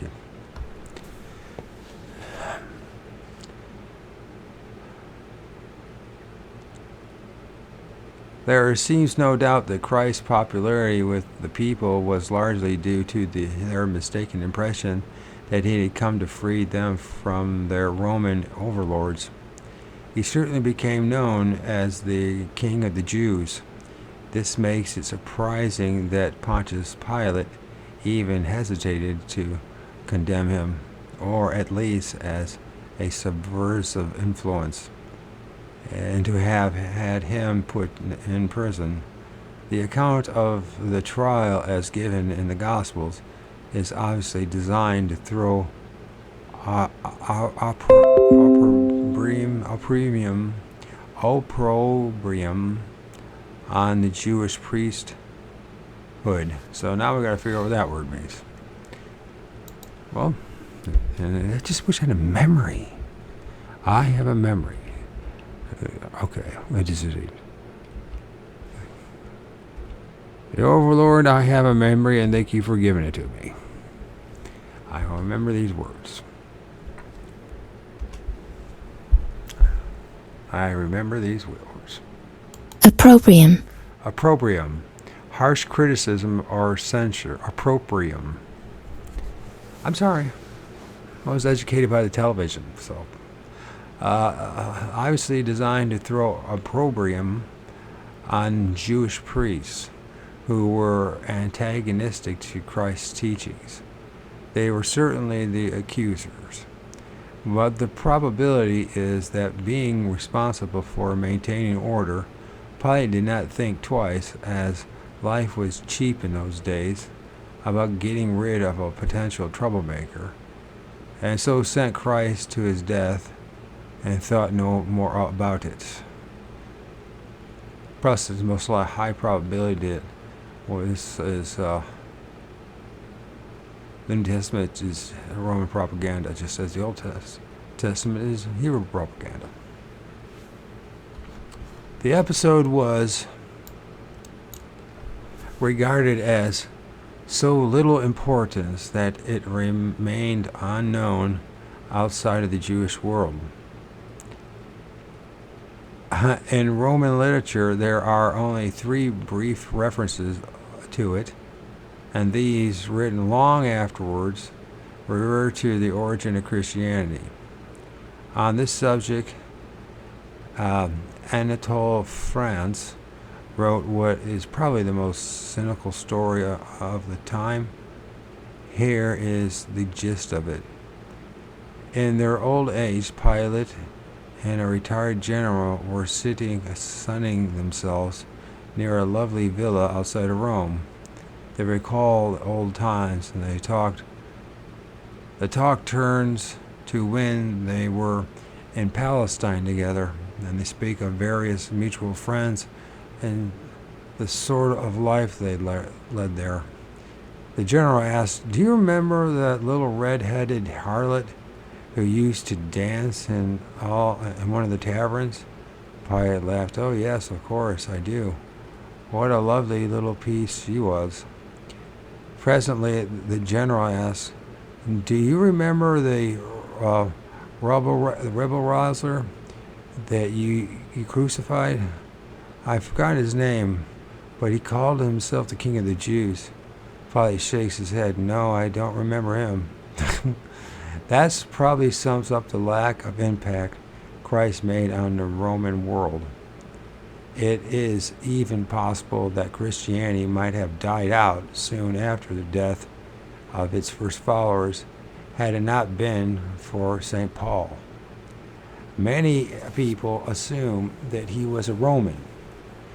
It is true that he enjoyed Roman citizenship because a Roman granted to men of certain standing in all subject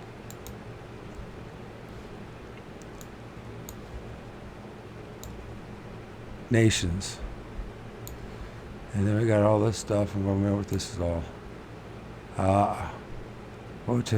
Votive offerings to Our Lady of Pines at Terror and Canary Islands.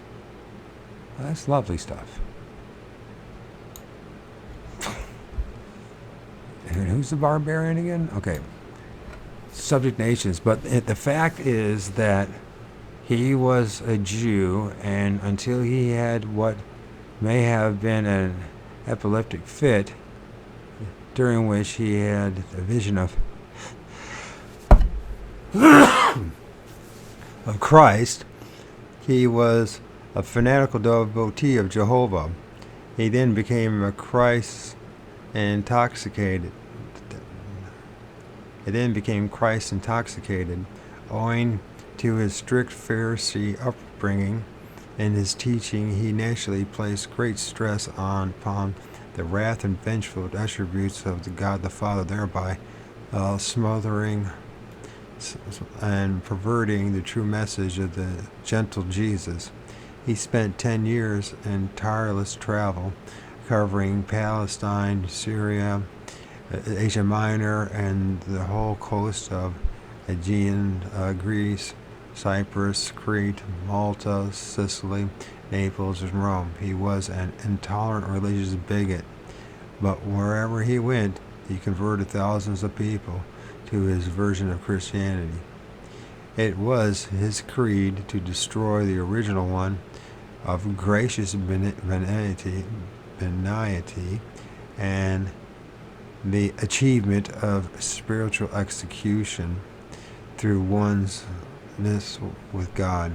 He demanded obedience with threats of hellfire, required his converts to give up all the joys of life and to become masochistics themselves and inflict sadness on those who would not accept his dogmas. The legacy he left has caused untold millions of people to lead lives of misery in the hope of better things in life to come. He is responsible for the dirt and squalor that was imposed on the pious for 1900 years. It was his teachings that brought about the age-long persecution of his own race, the Jews, and upon it was founded the Holy Inquisition, which tortured and burnt tens of thousands of people without mercy, and set everyone into the Dark Ages. That's what Christianity is.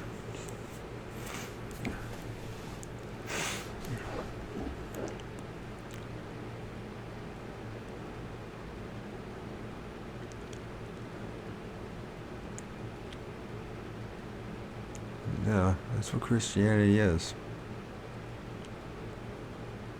Yeah.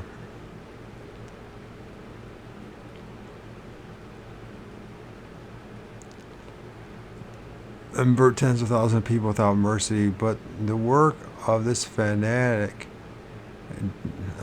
detracts nothing from the beauty of Christ's original teaching, and believing in himself as part of the mankind has known comfort and joy, owing to the precept of charity which he left.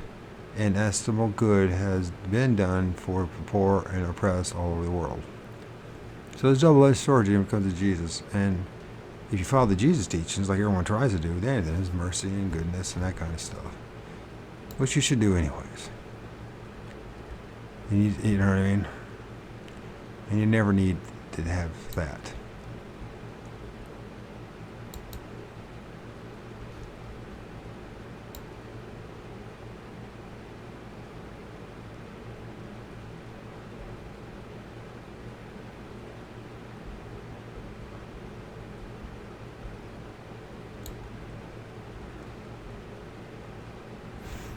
Yes.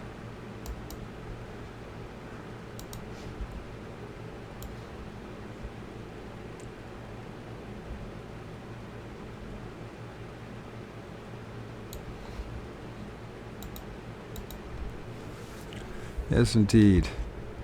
So I'm going to save that one too. It's a great saying. I mean, that's what's, the teachings of some of the teachings of Jesus are great. Some are awful. And he did suffer from a complex, godlike complex, a delusion. And it's quite common, I noticed, that for a lot of people who are very religious or drink the Kool-Aid too hardly. Mithraism and Manichaeism, like mannequins, Manichaeism, which is interesting. It's all right. These two, the former was a debased form of Zoroastrianism, and during the early centuries of the Christian era was very widespread throughout the Roman Empire. Mithra was an ancient Indo-Iranian god of light. He was not mentioned in the Zoroastrian Gathas, but appears from time of the Persian conquest in the 4th century BC as a subordinate of Ormazd. His cult derived much from the Babylonian beliefs. Its principles breeding ground for Anatolia. Thence, in early Christian times, it spread south and west. The mystical birth of Mithra took place from a rock. His legend recounts and then we got, of course, the image of him slaughtering the lamb or whatever it is.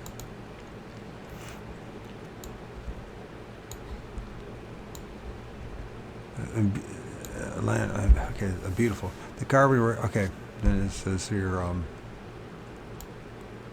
opposite of the savior of the world, a Gnostic charm.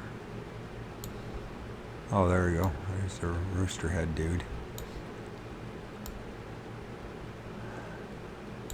Carving represents Mithra wearing a Phrygian camp with a torch bearer on either side, slaying the bull while a scorpion stung its genitals, and a dog and a serpent both lapping up blood from the wounds.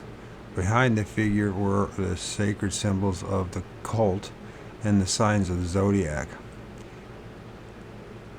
The great weakness of Mithraism was that it did not admit women, but it found many converts among bodies of men who were living together, and it was the Roman legions who carried it as far south as Sudan, and as far north as the borders of Scotland. An underground Mithric temple was discovered in the city of London, when the site of a building in Cannon Street that had been destroyed by an air raid in the Second World War was being cleared. Ostius, the port of Rome, was a great stronghold of Mithraism, and in the early centuries of the Christian era, there were many thousands of Mithrists in Rome itself. In AD 274, the Emperor Aurelian associated himself with the unconquerable sun. So widespread was the cult at this time that some scholars aver that only by chance did Christianity become paramount in the Western world instead of Mithraism. The chance was the acceptance in AD 394 of the Christianity by the Emperor Thaddeus. The Christians had long been bitterly opposed to Mithraism and denounced it as a heresy. Imperial favor enabled them to crush the rival faith, and in an amazingly short time, persecution entirely destroyed Mithraism. Mithraisms contributed nothing to man's knowledge of the eternal varieties. After its disappearance, the belief in the divine power of light was maintained only by the Parsees, and for many centuries as a dim flicker in secret places. The Manichaeism was another offshoot of Zoroastrianism and also became a serious threat to Christianity. But it had a human founder. The prophet Mani was a native of Babylon, and he began to proclaim his faith in the year that Sophar the first ascended the throne in Persia. He asserted that he had received the revelations at the ages of 12 and 24. Sounds like the hours of a day, right? The division, the day and night. The church he founded copied the Christian hierarchy, but had elements in of the Zoroastrian dualism. There was a dualism. The traditions of the Gnostics and the teachers of St. Paul. His disciples were required to practice asceticism according to their degree of initiation. Assisted by 12 apostles, Mani taught that the faith preached in India by Gautama the Buddha, in Persia by Zoroaster, and in Palestine by Jesus were one, and that he, Mani, was the ultimate spokesman on the way to achieve salvation. One may feel that there is much to be said for his basic belief. It spread rapidly in the Near East, but it was so fanatically opposed to Christians, who proclaimed to be a dangerous heresy, and their powers, by then having become considerable, they succeeded in stomping it out. As will be seen, owing to Roman intolerance during the last century of the Western Empire, beliefs in spiritual destiny of man were enormously varied. Just like today, they range from those of intellectual agnostics who subscribe to Stoic or Epicurean or hedonistic or other philosophies of the Greeks. There, the followers of doctrines derived from Zoroaster and the worshippers of Jehovah and Christ, and innumerable holy pagans cults whose votaries gashed themselves with knives and performed human sacrifice. Mohammedanism. This faith is followed by nearly 1/7 of the world's population and is called by them Islam, which means peace through the submission to the will of God. Its founder, Muhammad, was born in AD 570. He came from a goodly family,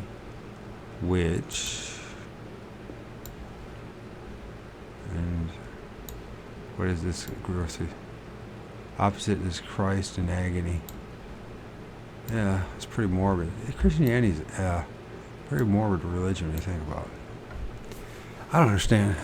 Outside of a few teachings that Jesus said, the rest is just, I don't know why anybody wanted it. Especially if you're a woman. Had become poor, it is believed that he spent his early years as a shepherd boy in the mountains outside of Mecca. Later he accompanied some caravans of trading expeditions and showed himself to be honest and competent. This led a rich widow named Khadijah to entrust him with her business affairs. At the age of 25, he married her, and although she was much older than he was, he became so devoted to her that he took no other wife until after her death. Muhammad was a very introspective man, and about the year 610, he formed the habit of going into the mountains to think and pray. One night on Mount Hira, he had an overwhelming spiritual experience. According to the traditional account, a luminous being appeared. They declared him to be the Archangel Gabriel, seized him by the throat, and imperious voice revealed the word of God to him. As Muhammad is said to have been an epileptic, his vision may have had something in common with St. Paul's vision of Jesus. For a while he could not believe that he had really had that vision, and for fear of being laughed at, he refrained from telling anyone about it except his wife. There followed a period of inner emptiness, during which he suffered great unhappiness. Then he was again seized with the conviction that he had a divine message to convey. And in 613, when he was 40, of course there's that 40, he began to preach. To begin with, he told only a limited number of people about his mission. But as his audience grew, he met with considerable opposition. Mecca was not only a trading center. Many pilgrims came there to worship at the temple, which had been built around a black stone that was looked upon as sacred. The priests who officiated there feared he would harm their lucrative livelihood.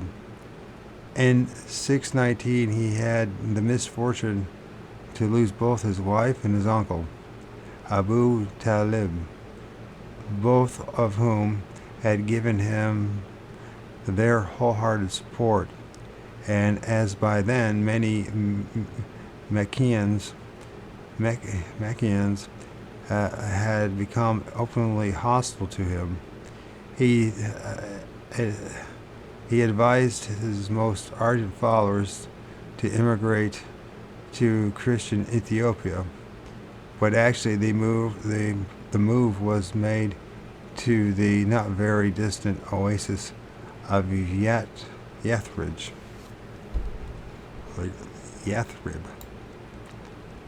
Living in the oasis at that time, there were two tribes of Arabs, and there were at loggerheads and a community of Jews.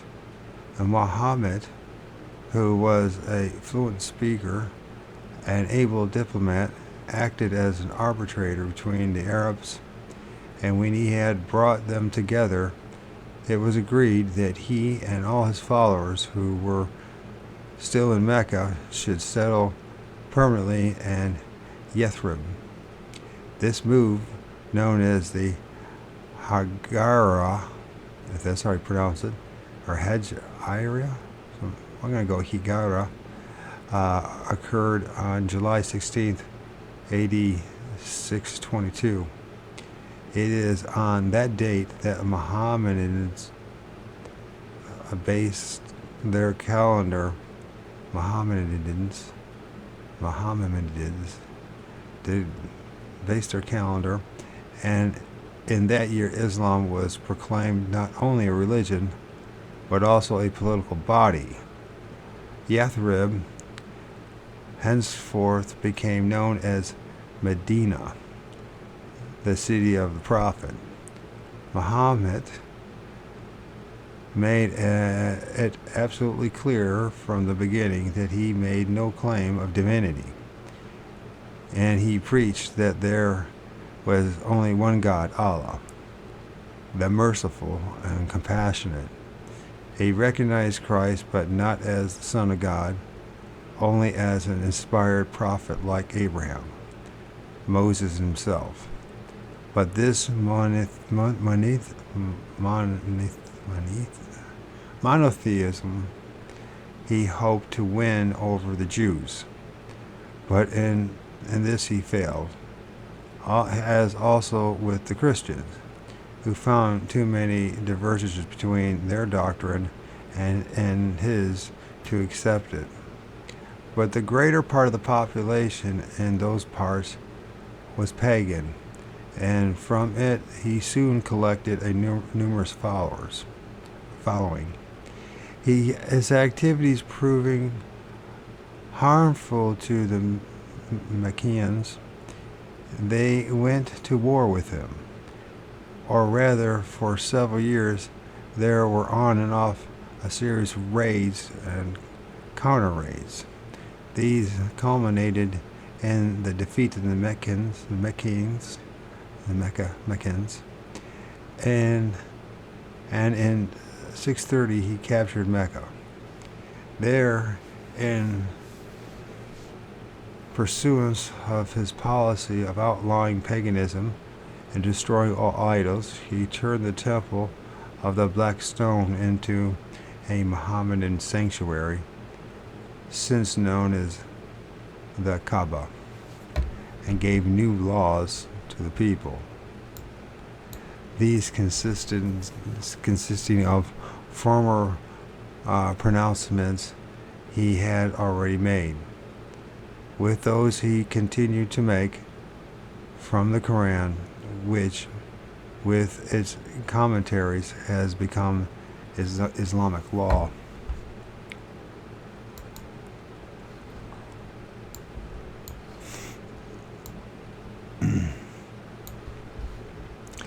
The spread of Mohammedanism from the 7th century to the 14th century. And it just flew, it's amazing how religion spreads. And it's amazing how we need it, or are forced to believe we need it. Muhammad was an excellent administrator and had a strong sense of justice. He decreed that all men should be equal before the law, prohibited blood feuds, and greatly improved the status of women. Though veiled and largely set apart, for the first time they were allowed to own property. Men henceforth limited to 4 legal wives, and husbands' obligations were defined. On the other hand, he accepted the principles of holy war and to forcible conversion of the unbeliever. During those years, his doctrine spread like wildfire, and when he died on June 8th, 632, in Medina, had been accepted by the great part of the people of Arabia. Muhammad left only daughters. One of them was Fatima, married his cousin Ali, who had been one of the first converts. Their sons, being heirs by blood, could have claimed succession to the caliphate, as the leadership of Islamic world came to be called, but his followers decided on election. This latter caused dissension and several times led to civil wars that temporarily weakened Arab expansion. As a result of the schisms, the majority of Muslims are Sunnis, who regard the caliphate as the executive chief of their community.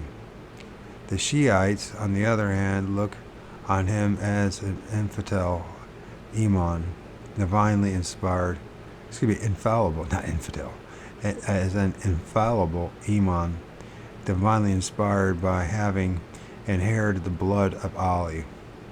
For reasons largely political, Persia became the stronghold of the latter sect.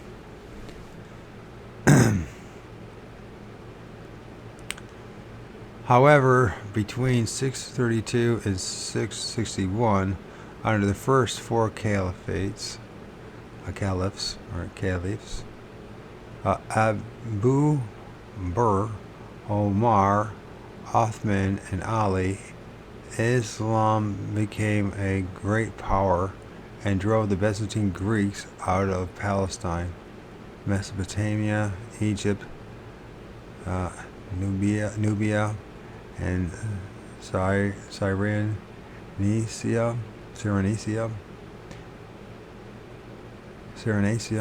was continued by the penetration. I have to get myself lost there. It also overran Persia and Morocco.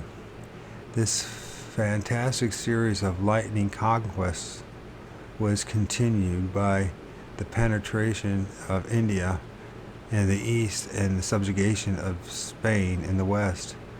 Islam's advance in Europe was not checked until the Moors were defeated by Charles Martel, king of the Franks, at the Battle of Tours in 732. That was an interesting century, I can only imagine. During the following centuries, they several times besieged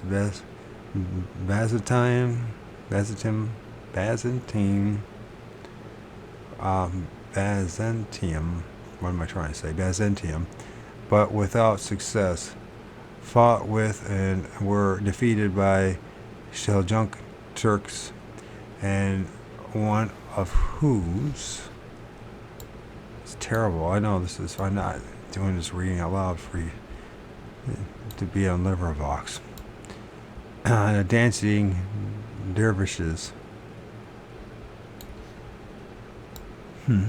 Leaders, Turgol Beg made himself caliph in 1040 and were temporarily driven out of Persia by Genghis Khan in 1220, but they succeeded in holding on to most of their vast empire and meanwhile created a wonderful civilization. Their mosques and palaces in Cairo, Caruna,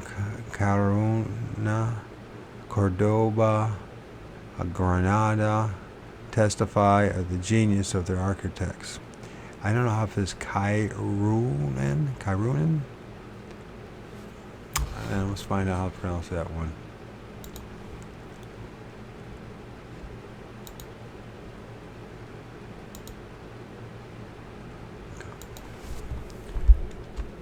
No one's trying to pretend. I think it's Kai Ruan.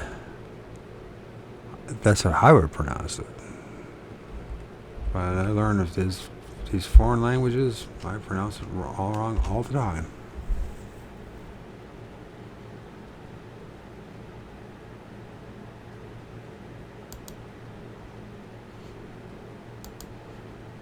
Kairwan.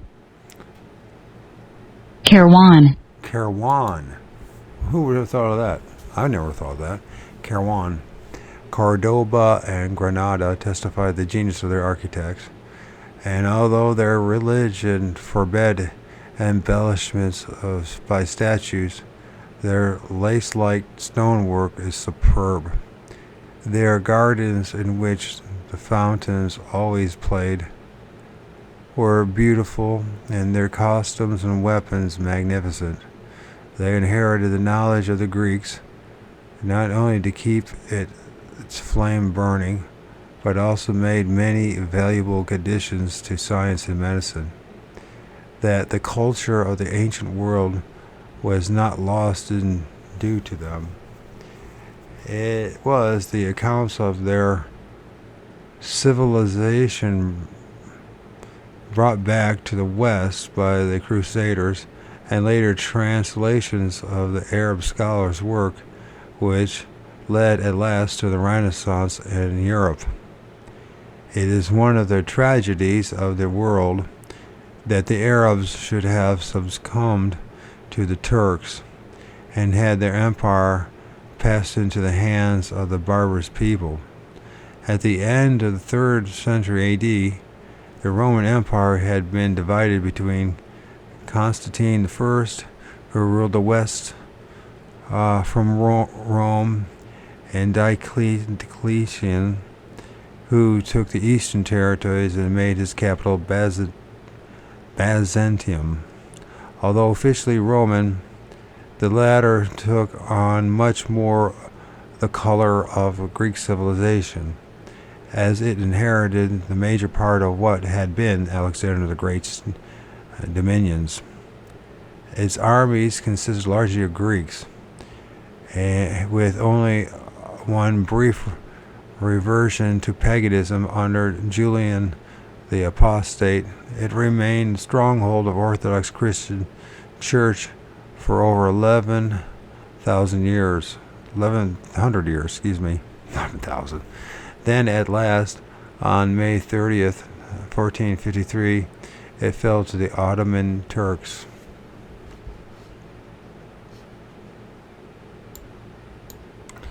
From Constantinople, as it was now called, the sultans, who were also caliphs, ruled theoretically through subject despots the whole North Africa, Egypt, Palestine, Arabia, Asia Minor, and the Balkans, until the state of the last achieved their independence early 19th century. Until the states. These monarchs lived in splendor, but they gave positively nothing to mankind. Of all the great empires, it is the only one that neither produced splendid buildings nor advanced learning. The Turks left their subject peoples to rot in poverty and ignorance. The Arabs eclipsed them in every way and were a truly great people. Solomon the Magnificent displayed a chivalry equal to that of any Christian knight, and Harun al-Rashid, with his splendid court at Baghdad, has been rendered immortal in the Thousand Nights and the Thousand Nights and a Night. From those delightful tales, we get splendid pictures of how both his rich and poor subjects lived. Among them is hardly one in which a jinn, infert, demon, or some form of magic does not play a part. So it's jinn, ifrit. I'm not sure how to pronounce it. If it's called jinn like that, then what could be ifrit, or demon, or some form of magic doesn't play a part. Okay. The ambition to achieve sainthood is better provided. Well, what the hell? Let's find out how to say that word. No point in pretending. I am not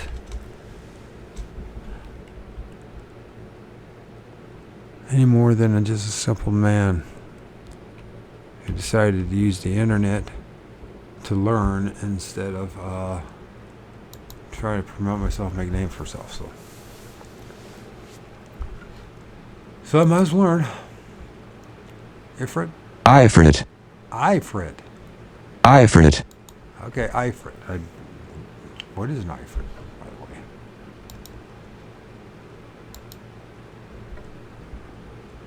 What does Ifrit mean?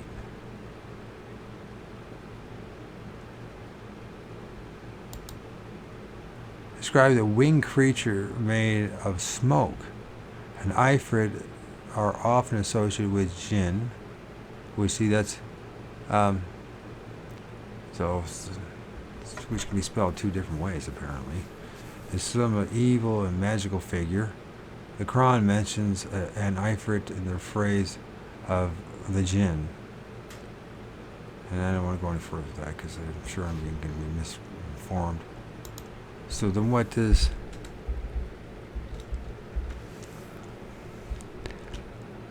just for this shits and giggles and learn and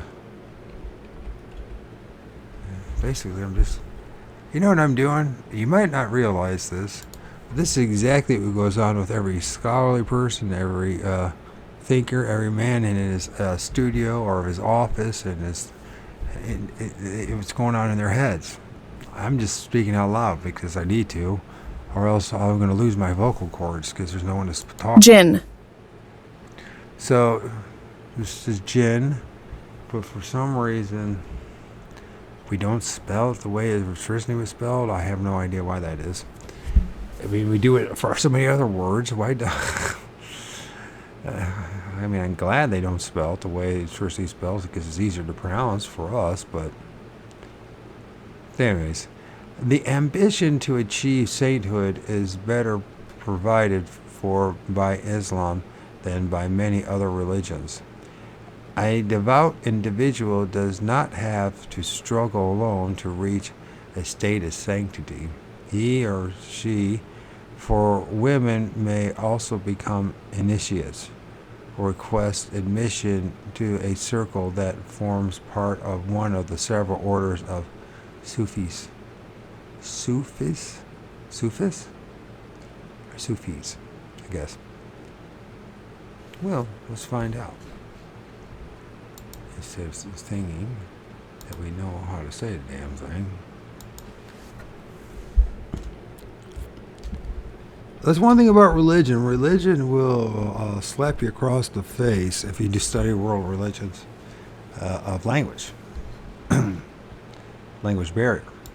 Sufis. Sufis, not Sufis. Sufis. An order of Sufis. If accepted, he becomes a disciple and submits for a period to an extremely strict discipline until he is considered worthy of advancement. These orders are said to have been formed by the companions of Muhammad, and their circles have long existed in every part of the Islamic world. Some Sufis in India are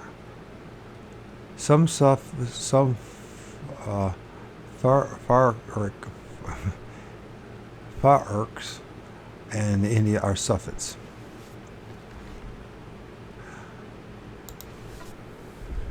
And let's figure out how to say that word to make sure we're just saying it right. At least once.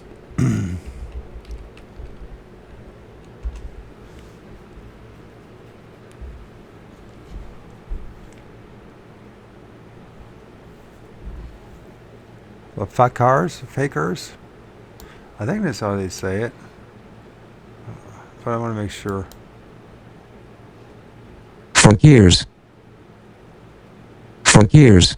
Fakirs. Fakirs. Because I know what that word reminds me of. I wonder sometimes if that's where the the slang word that we use for having intercourse comes from.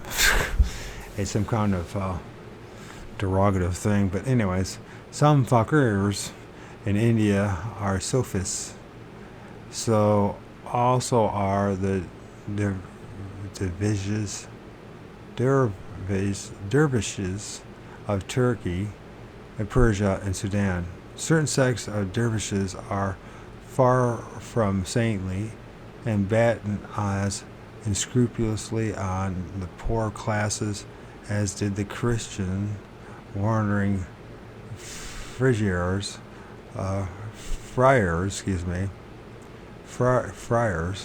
and the Arab during the Middle Ages. Many dervishes are conjurers, hypnotists, and small-time sorcerers who make a good living by selling amulets, love charms, and even poisons. But the genuine Sufis of the highest grade are truly holy men. Their way of life is to participate in the normal activities of the people that yet remain spiritually apart by the strictest possible observance of the Quran and the highest degree of physical cleanliness, purity of mind. They seek communion with God. It is recorded that the Sufi saints have performed many miracles, including raising the dead. So as in the Christian world, concurrently with the belief in God, the Mohammedans continue to seek help in their daily lives from the invisible power of the occult.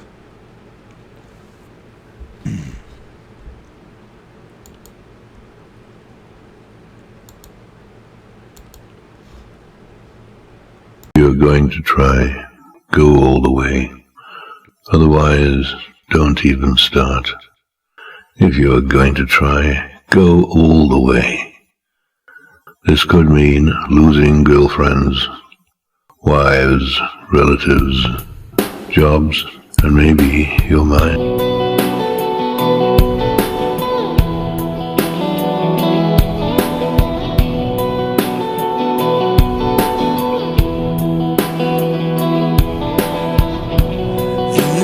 Don't know, you should take it slow. Are you searching?